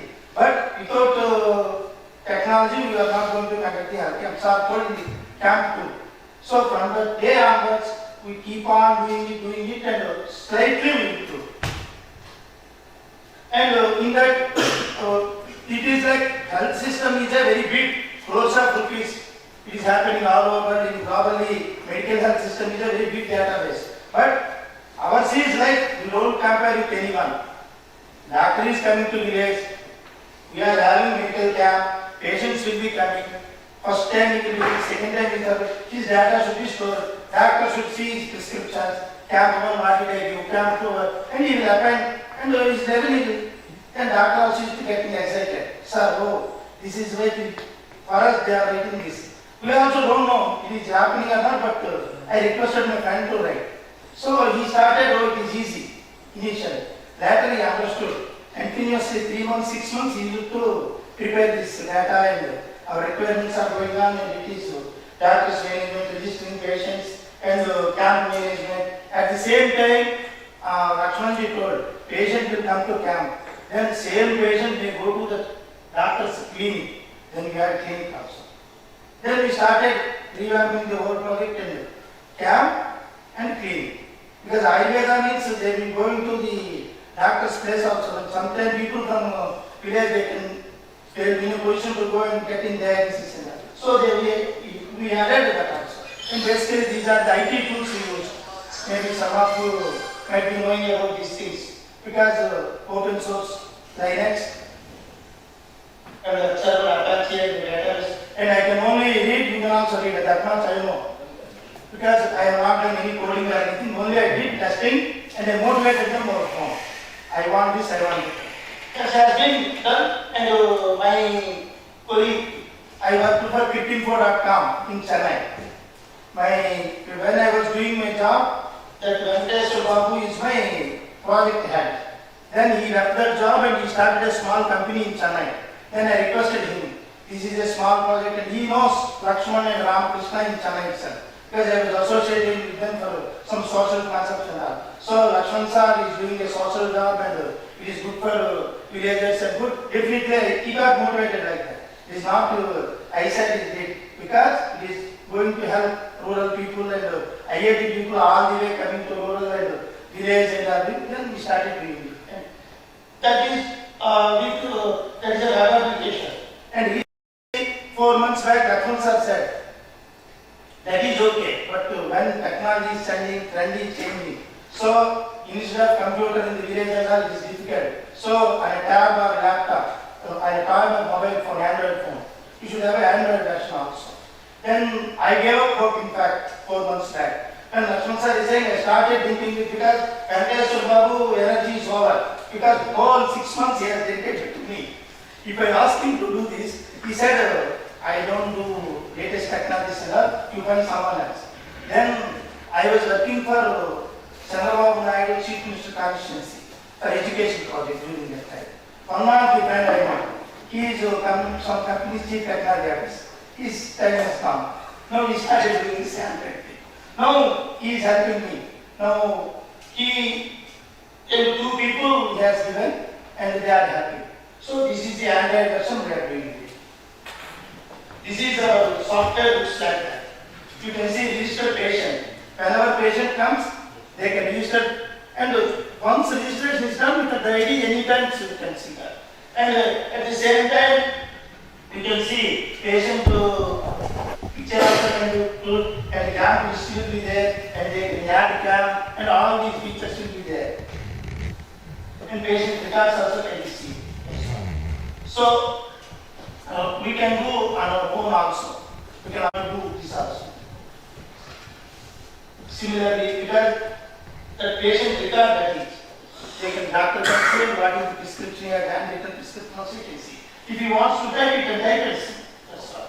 This is, our thing is that it should not be very complicated model because doctor will not use technology, use diagnosis and his mind will be what type of patient and how to give treatment and what type of medicines I can provide him. This intention will be there. Psychiatrist, if you give with some 300 format means he will say, go and with your technology go to hell, I don't come to your camp. And I don't use this also. It happened to us actually. Lakshman Rao sir used to do data operator and Ramakrishna used to take prescription photograph. And I used to move around. So we have done everything to make this data because if they were reluctant to use software when we want to do in camp 2, camp 3, 15 camps are over so far. So this is new version of Android. And we want to simplify this actually. Patient prescription are certain things and after so much of experience, after discussing with the doctor only we do this recitation. Because I am not a doctor, I don't know anything. At the same time, I don't know technology also. Only thing I know, I can listen to technical people, doctor, and I can talk to Lakshman sir. So that like a postman job I can do. So these things we need first. That's what happened. These are some of the community observations we have done. Definitely in villages, it depends on geographically place to place, but in South India, if you go to any village, knee pains, joint pains is common, and some malnutrition is there. That is the reason Aparna is giving ashwagandha milk to people, because malnutrition is too much, because they don't know the filter pills. They cannot depend on all type of vitamins or things will not come. That's why some malnutrition problem to the children have to be addressed. Chronic diseases should be addressed. And there will be many people, old people will be in village and young generation will be going for jobs to the cities and all. So they come for treatment. They know that English medicine and all, we get side effects and all, give this. What was the Catholic in the first 2 camp? We have given 3 medicines.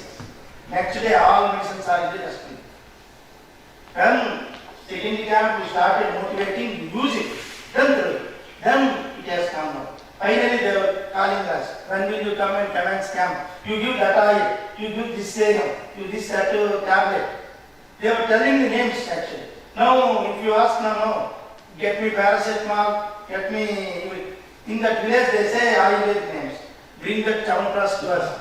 Bring that Vata Narayana Tailam and give us this thing to us. This shampoo to us, herbal soap. This thing, this medicine we do.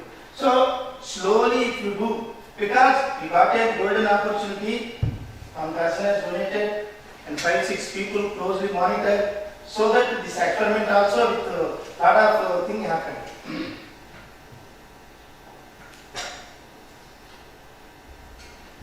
We have to community observations. When do you want us to visit and all, used to ask. Once in 2 months or once in it is like, it is very casual. We give it to volunteer or someone in Telugu and we will convert that into English and we will do the rest. Yeah. Just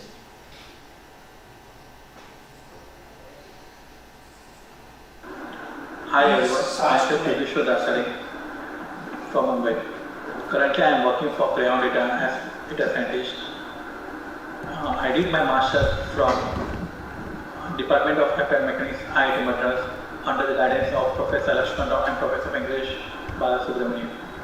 During my final year at IIT Madras, I was introduced to a project named Improving the Health Monitoring System using IT tools for HC committees. The main aim of this project is to develop a website which helps in keeping the patient's record, and it should be very helpful for the doctors so that while prescribing new medicines, the effectiveness of the previous medicines or the last medicines have been tracked. And it also keeps the record of other items like blood pressure reports, X-ray reports for future references. This scheme was implemented for E. Palagutapalli and Venkataramapuram villages, which are in the Chittoor district, Andhra Pradesh. We used to visit one visit for every 2 months. And during this visit, I was responsible for the registration of patient's health. During that time, I got to know, what type of diseases these villagers are suffering, how we can improve their health. During initial visits, we have spread the awareness of government schemes, and due to this awareness, they took the benefits of it, and they have made tremendous progress in their health. I also seen the village people started cultivating the herbs, medicinal plants in their local areas, so that they should, not dependent much on allopathic medicine. The results of these villagers in their health system has improved tremendous, and I am very happy for the results. I am very grateful for my professor to give me an opportunity for this type of social work. Thank you. Hi everyone.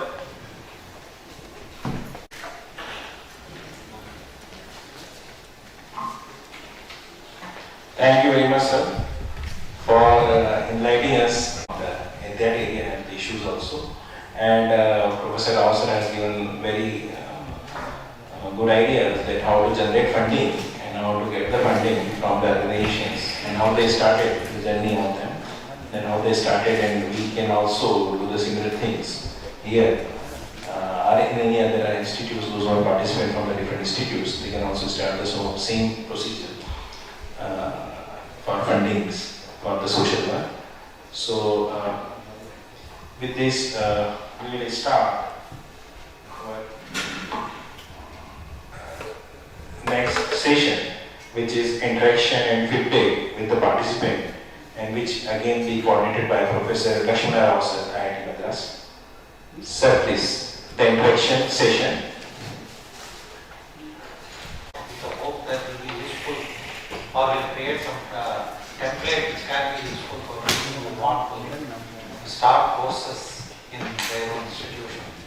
And I would, we have some models of what can be worked out there, but I want to hear from faculty who have, young faculty who are in various institutes, as to what you feel about it, and how, if given a chance and if things are appropriate, what type of help this society, as with a bunch of volunteers who can contact and get information, can help you in initiating some action in your own places.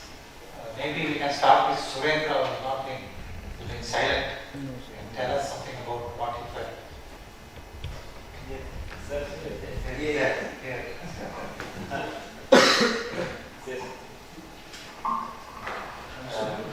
First of all, I know Professor Lakshman Rao sir for a very long time now. Since my PhD in Iceland, Professor Simha is my PhD advisor, so through him I come to know Professor Lakshman Rao sir. And I am a life member of ISAM, Indian Society for Applied Mechanics. The very first conference of ISAM happened in IIT Madras, and I happened to attend that, and through that I became a member of it.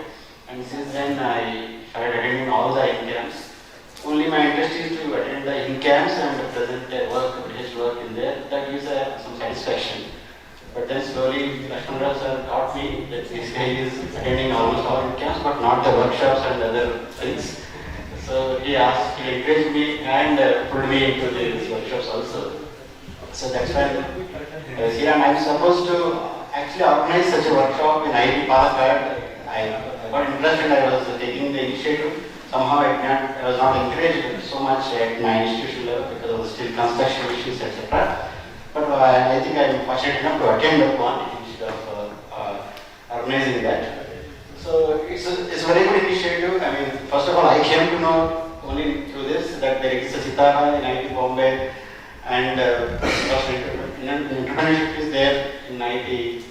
Dhanbad, and IIT Delhi also there is one.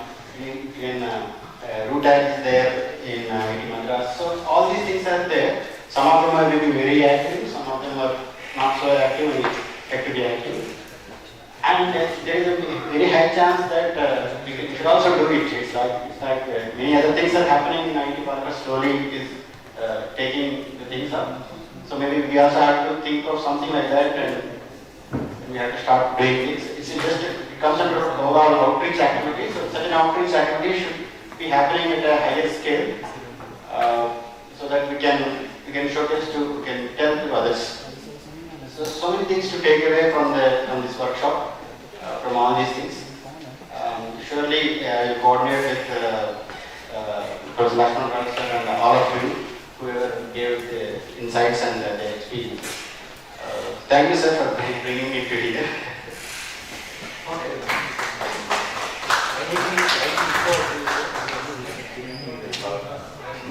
Indoor.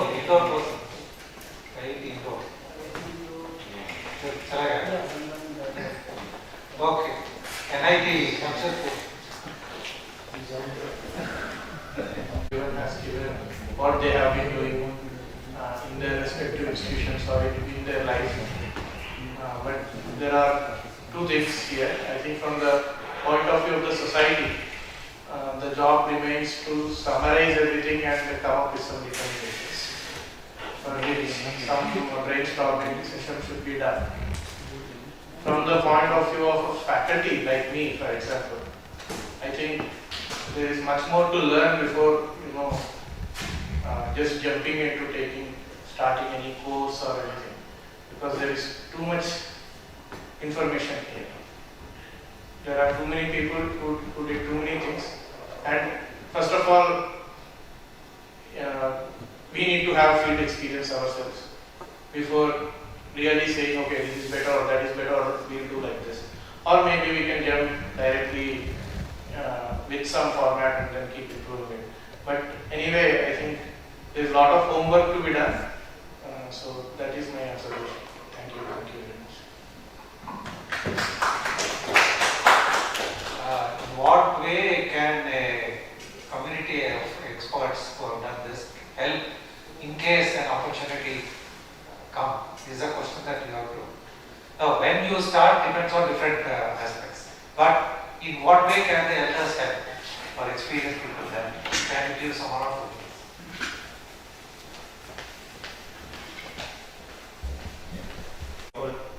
So what are the topics is what we have decided. That's what we are trying to have some brainstorming. So, see, for a person to start anything, you need to be educated.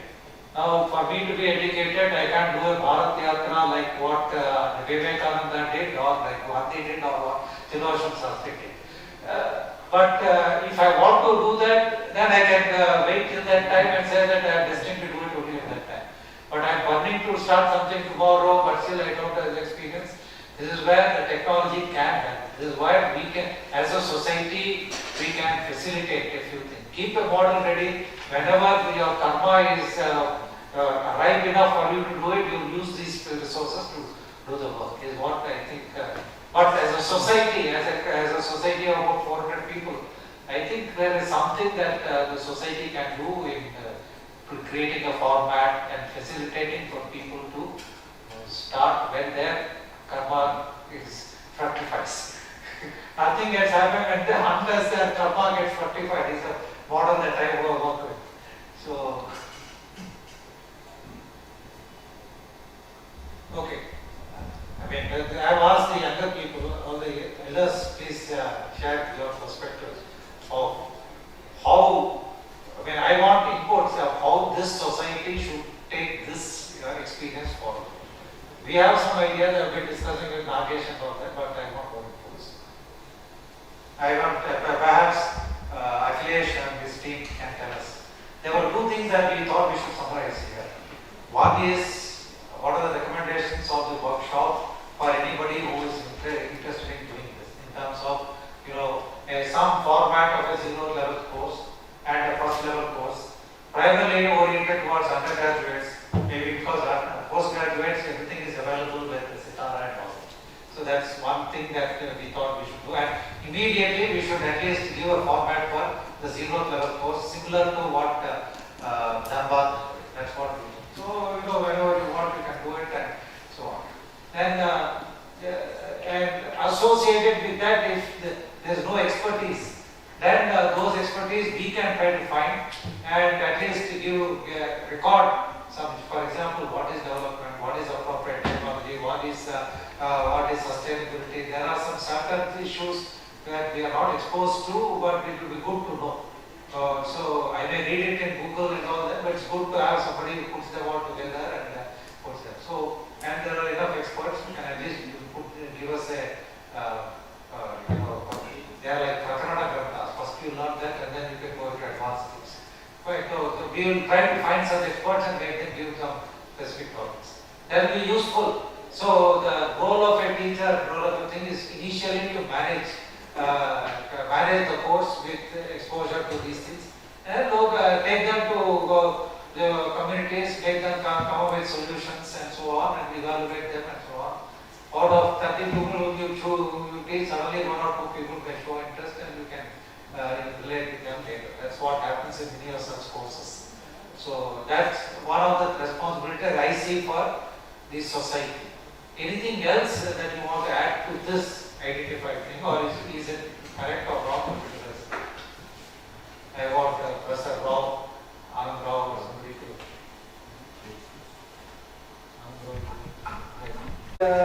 The formation of teams. So I think first thing would be as this is not a new concept, you are working for the long time, but for our people, for NIT as a beginner, that would be very much helpful. And suppose we have started our own WhatsApp group, like all the people who are already present over here, they can form a WhatsApp group over here, so that instantly, at least for 1 month, they will keep in touch. If any new idea come up over there, they want to initiate initial problems or any difficulty for forming an initiation for suppose project writing or anything, they can get share with them. So that at least first step would be the survey and try to get in the fund from the government agencies. So that is also a crucial matter, because it is not easy to get a funding from government sector, because you have to pursue them that your project is best one apart from the other technical one. It is not a technical one. So as you also said that you don't know that how you got the funding. No, you are talking about how to start social activities and manage. Yeah. That's a separate topic.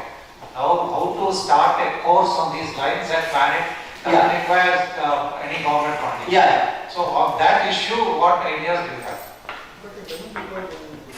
Yes, to start a course, I think we don't require funding. For projects. That is secondary, I think. But the first, as sir was saying. As decided that any sub courses like UG course or the other courses, we can put up the social segment courses also. Accordingly, like yoga is we are doing any NSS course, so one put up the social entrepreneurship over there. So that was suggested, and I think that could be implemented over there. Any other questions, discussions, points? Yeah, Professor Anand Rao. Specifically asked. So, I don't know whether the focus is specifically only on social entrepreneurship or social engagement in general. So that's alternate titles. Because entrepreneurship became popular because they thought will be attractive to students. I think you can have your own. We can suggest 2 or 3 titles. Right now we are going with the social awareness and intervention. So, because as you know, what fraction of the students are geared toward entrepreneurship. Most of them are running after the placements. So that is one thread. But then under the UDA, I just wanted to make you aware that there is a 2-credit course which is already UGC has approved, and all the colleges are encouraged to take it up, and the title of the course is Fostering Social Responsibility and Community Engagement. So that format is ready, that syllabus kind of is ready. So yeah, it would be available on their website also.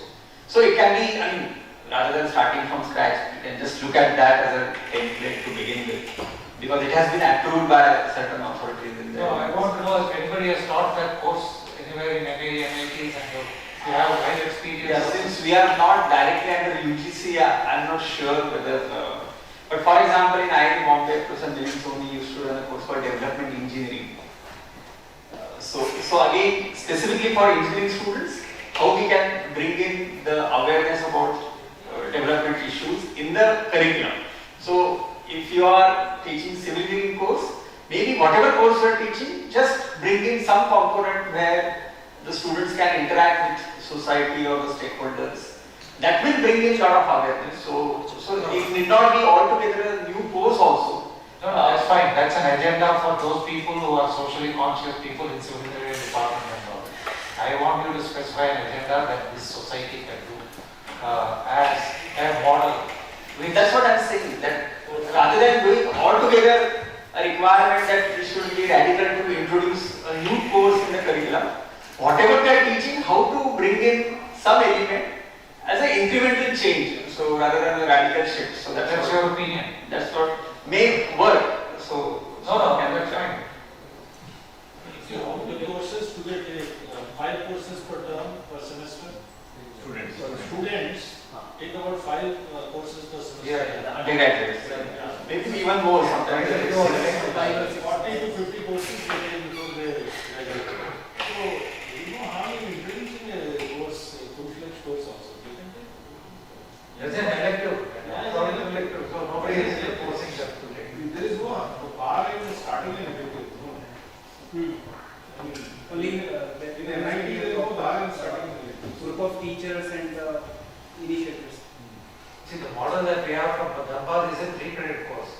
And so I thought we should work on a 3-credit model. Rather than, I don't know, the 2-credit maybe 2 to 6. You need not concern yourself with credits and all of that, right? See, you are providing, as a society, you are providing a set of resources for a course to be fructified. That's all. Okay. So let others sort of worry about the implementation aspects.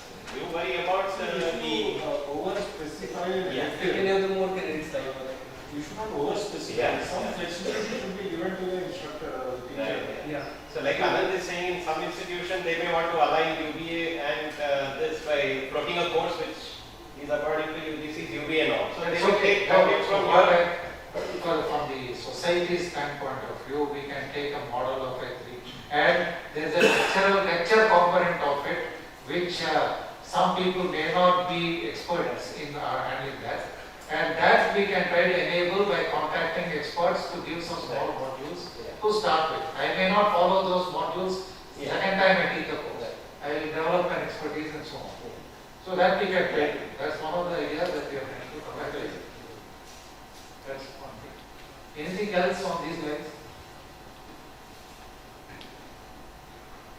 So we will draft a small set of recommendations. We will also draft a separate My suggestion. visit to Giri village and see what we thought is an identifiable thing that can be made with the Giri village. That's more a recommendation for MANIT, not for everybody. Apart from that, we have a scope in MANIT also of social entrepreneurship. We don't have any courses on that. Still, we have no courses on any discipline. We have courses on entrepreneurship. We have courses on venture creations, but not on the social entrepreneurship specific. So that's what is we can take. I can send you a course outline which one of my colleagues teaches. Sure. It's called Inclusive Business Models. Okay. By and large, they use something called a cross-subsidy model, like the Madurai famous Arvind Eye Hospital. But those who can afford will pay, those who cannot afford will be given free. But overall, it is sustainable. Okay. Like that, there are many such models. So I can share the and the title makes a lot of difference for the students. So I was lucky in the sense I started this course in 2003 before it became fashionable, and I kind of hijacked the title social entrepreneurship. So others had to give some other title, inclusive. They would have liked this title, But I tell them on day one, it is called social entrepreneurship, but it is about doing Samaj Seva. And there are 20,000 definitions of social entrepreneurship. So there is no given definition. So I think to attract the students, you have to give a title which, Maybe attract. yeah, you may think about it. So once they are there, then they may, you can say whatever you like. Case studies are in our hand. Case studies are in our hand. Case studies are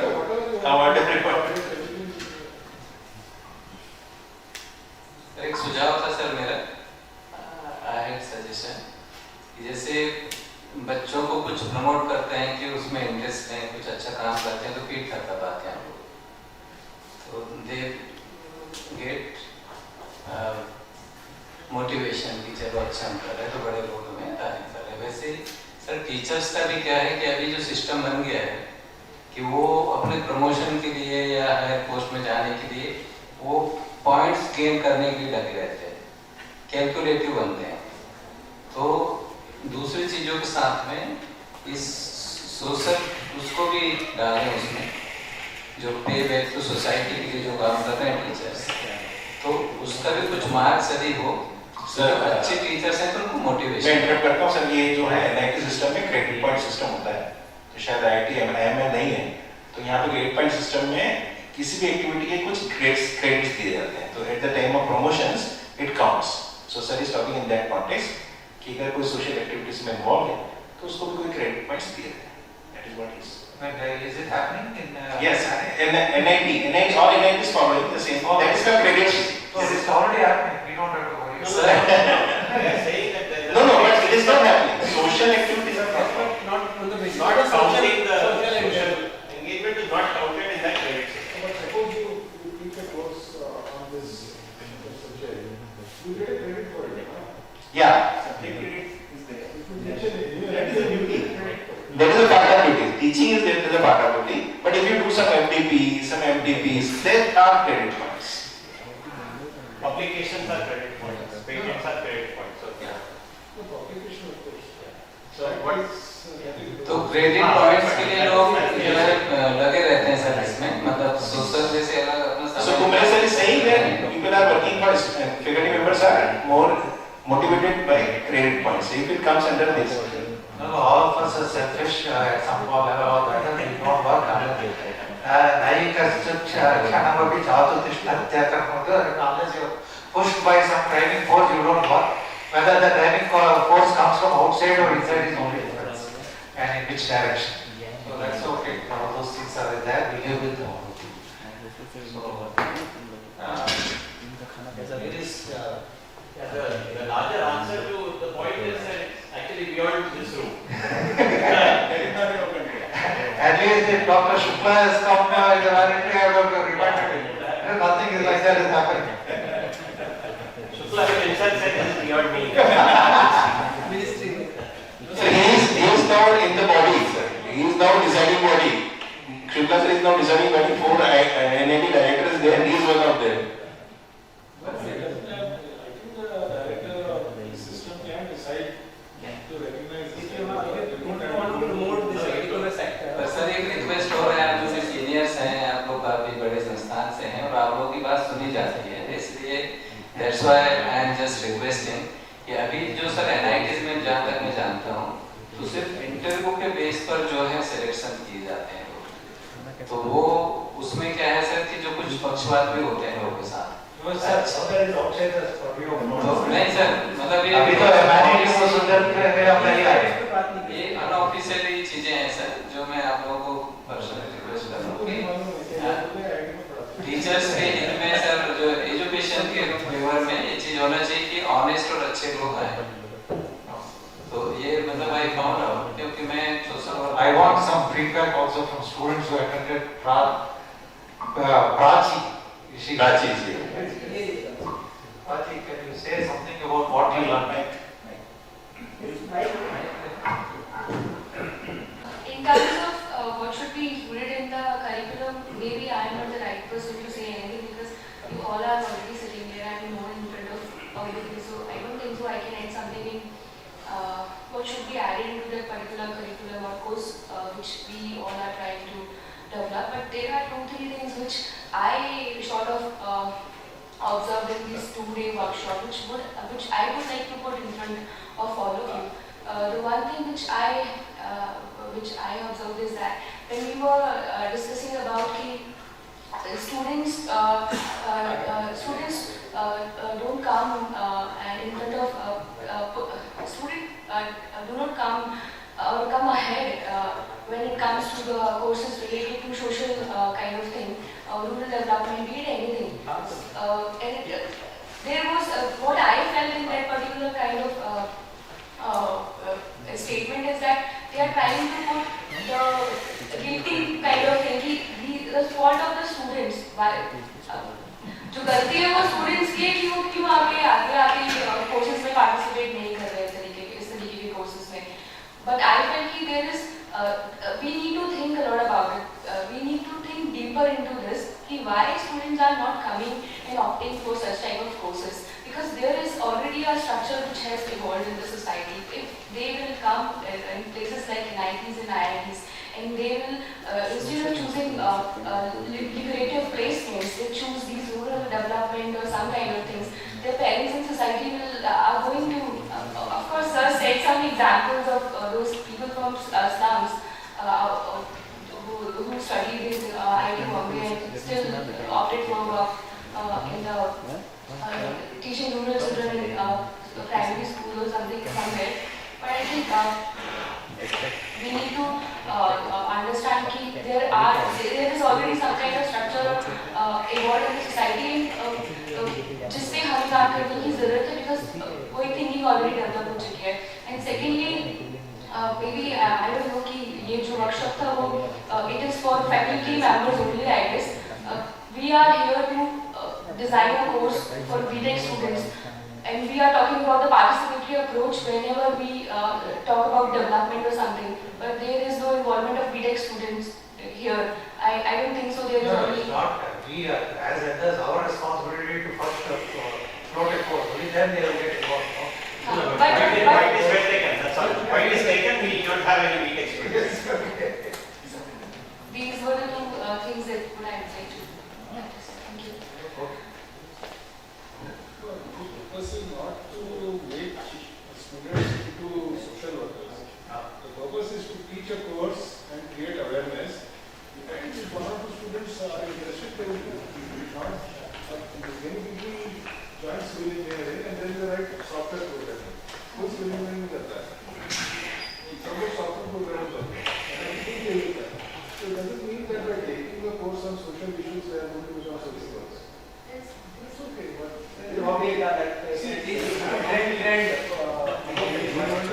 students are coming.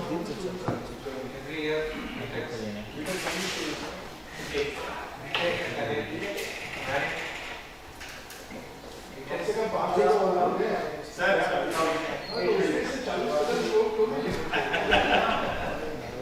I want to initiate a course based on this rural development or for helping society in different ways. So I attended this workshop. I came to know that there are certain challenges that we have to tackle. So I want to think like I want to ask what is the first initiation that I will take here? Like I will propose a course definitely. I will take help like from IIT Bombay, there is Sitara. But there are certain challenges comes into picture. Like some people still ask me that you don't have any prior experience in that domain. How you will tackle different challenges? How will you take the student to the rural areas? There will be some challenges. So I want to know from your experience that how I can initiate that thing and what are the how to tackle these challenges. Such, for example, I've given an example that people will ask me how you will tackle the students, you will take the responsibilities. So I need to ask you about the experience that initially when you are starting these courses at your institute. Can I give a response? Yes. See, here in Goa itself, you can find, if you don't find, you email me, several good organizations. Myself, there are many organizations and individuals who are already working in the rural areas. So you just find some time to connect with them and make some field visits if you want to. And from that you will be able to figure out. There's no rocket science. And once you get a little bit of confidence, you will be able to guide the students. If I have to give a personal example, when I first went to the village, I am a city boy, I am Delhi wala, and I started working in Andhra. And I could understand everything they were saying, but I could not speak Telugu in those days because हम घर पे बोलते थे, but बाहर नहीं बोलते थे. So I didn't even know how to interact with the people. But करने से हो जाता, but very soon it started happening. It's not that difficult. So just go and connect with some good NGOs. If you can't find, I'll help you to find some near you. And this is a very simple problem. You will be able to crack it. See, when Anand Haki and others started, I think they had a similar problem. And it's not that they knew what to do. Some vision that the director had, and therefore they all got into it. And now, when we teach even on our own technical subjects or new topics, this is what we do. Many times we are not experts in what we teach. We try to enter into that and start learning what the subject is after we do some initial. But for it to be approved in a Senate, you have to answer a few questions. That's about all. So what we are doing as part of the responsibility of this workshop is give a format of what the 0th level course can be and what are the contents that it can have, including textbooks as well as suggested readings. Okay. Then when it really comes to implementation, development के बारे में मुझे कुछ नहीं पता. So to solve that problem, we are trying to identify some key topics on which we will create recorded lectures. So minimum that you can do in the first time that you are offering the course is play the recorded lectures, tell them to go to the village. Meanwhile, you identify the villagers with whom they have to interact with. Then send them to village and monitor their progress. So all that also, there are a lot of models are there. So you take one step forward, there are 100 people who are coming to help you with 10 steps for in this direction. Here. So. And it was very good tool for us.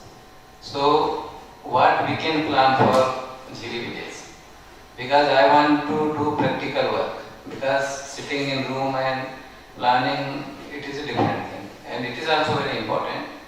But we should make short-term planning and long-term planning for Jiri village. Because we have committed कि हम कुछ अच्छा करेंगे इस गांव के लिए. तो जो भी कमियां हैं वहाँ, जो खूबियां हैं उनको सामने रख के हम लोग कुछ अच्छा प्लान करें. तो education, health, cleanliness, water problem, this all the things we have to solve. तो आप सभी से है क्योंकि जो लक्ष्मण सर हैं सीनियर हैं, शास्त्री सर हैं सीनियर हैं, हम जो यंग लोग हैं उनको रिस्पॉन्सिबिलिटी लेना चाहिए. तो हम लोग आप लोगों के पीछे हैं. आप लोग कुछ समय वहाँ देंगे तो अच्छा काम हो जाएगा, ऐसी मुझे आशा है. Thank you. I'm coming here. See, we will prepare a separate note of what we felt were challenging technical issues on coming from that visit and how you can engage MANIT resources to solve those things. So that we'll prepare a small note which will be sort of vetted by the MANIT team and then they can take that forward in the way that they can do. How to do activity in Jiri village by MANIT we cannot advise. So but we can create enough summary of what came out of that we can do. We'll do that. Thank you, sir.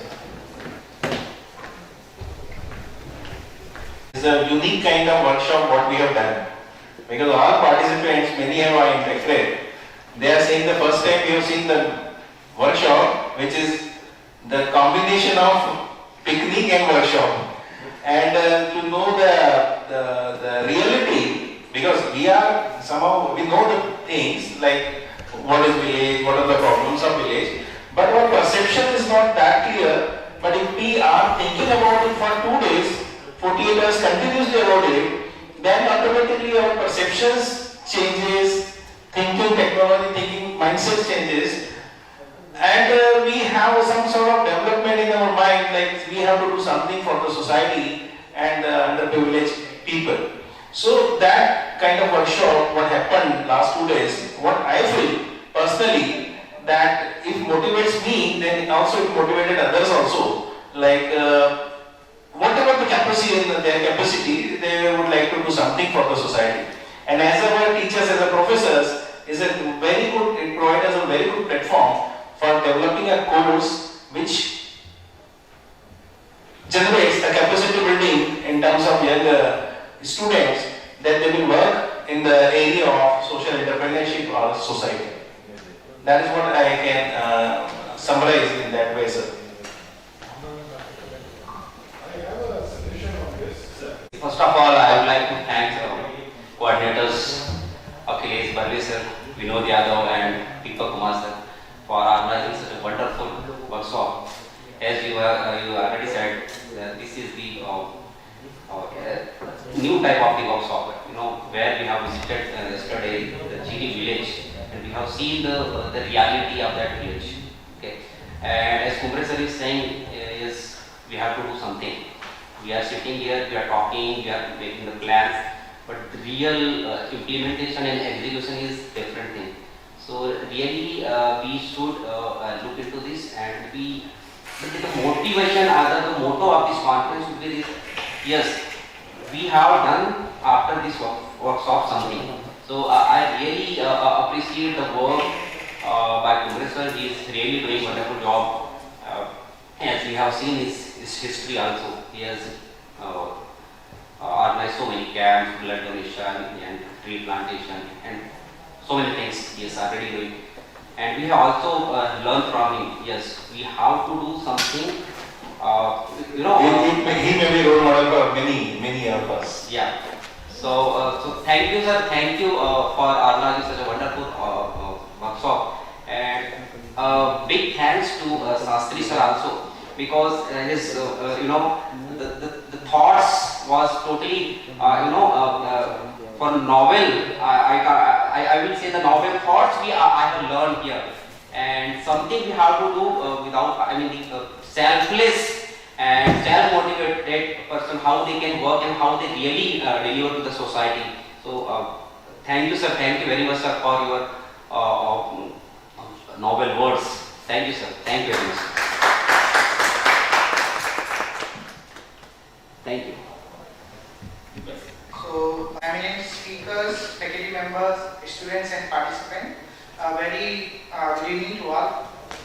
It is with immense pleasure and gratitude that I stand before you today to extend my heartfelt thanks on behalf of MANIT Incubation Center and Indian Society for Applied Mechanics for your active participation and valuable contribution to the 2 days workshop on academic courses on social awareness and integration. First and foremost, I would like to express our deepest appreciation to our distinguished speakers and experts who generously shared their knowledge and insights with us. Your expertise has undoubtedly enriched our understanding of various dimensions of social awareness and integration, paving the way for a more informed and empowered community. A special mention is due to our sponsors, ISAM, IT Madras, DST sir and our partners, without whose support this event would not be possible. Your belief in the importance of social awareness and integration in academia is commendable, and we appreciate your commitment to fostering education that goes beyond traditional boundaries. Last but not least, I want to acknowledge the role of our resource persons who have been instrumental in conceptualizing and implementing this workshop. I, on behalf of organizing team, thanks to President ISAM, Professor C. Lakshmana Rao, Professor Abhijit Deshpande from IT Madras, Professor Anand V. Rao from IT Bombay, Professor E.S. Hadi from IT Dhanbad, Professor T. Sastri from IIM Bangalore, Professor B.M. Chariar from IT Delhi, and Professor J. Ram Kumar from IT Kanpur, and Professor Puspen Yadav sir and Kumar sir from MANIT Bhopal, and others fellows like Professor T. Vijay Bhaskar and Professor K. Nagesh from IT Madras also. So your vision for an academic curriculum that addresses the pressing issues of our society is commendable, and we look forward to seeing the positive impact of these initiatives in the day of come. I would also like to extend our sincere gratitude to all participants who dedicated their time and energy to be a part of this workshop. Your enthusiasm and engagement have been instrumental in making this event a resounding success. The diverse perspective and experience each of you brought to the table have contributed to a dynamic and enriching learning environment. Our heartfelt thanks go to the organizing committee whose meticulous planning and coordination ensured the smooth execution of this workshop, especially Mr. Asif Chaudhary, Mr. Hardik, Mr. Bhavesh, Mr. Satyam and Ms. Deepa Irwar for this continuous support. Our BTech students, Ms. Ayushi and Mr. Mayank are also contributed a lot. Your dedication and hard work behind the scenes have not gone unnoticed, and we are truly grateful for your commitment to excellence. I also thankful to food committee and hospitality team to serve the food here as well at Jhiri village also. I also thanks to vehicle section team to provide their unconditional support.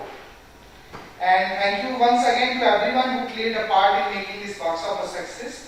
We look forward to future collaborations and endeavors that continue to promote social awareness and innovation to carry on. Thank you. Have a wonderful day ahead. Thank you, sir. Now we will do the formal valedictory certificate distribution and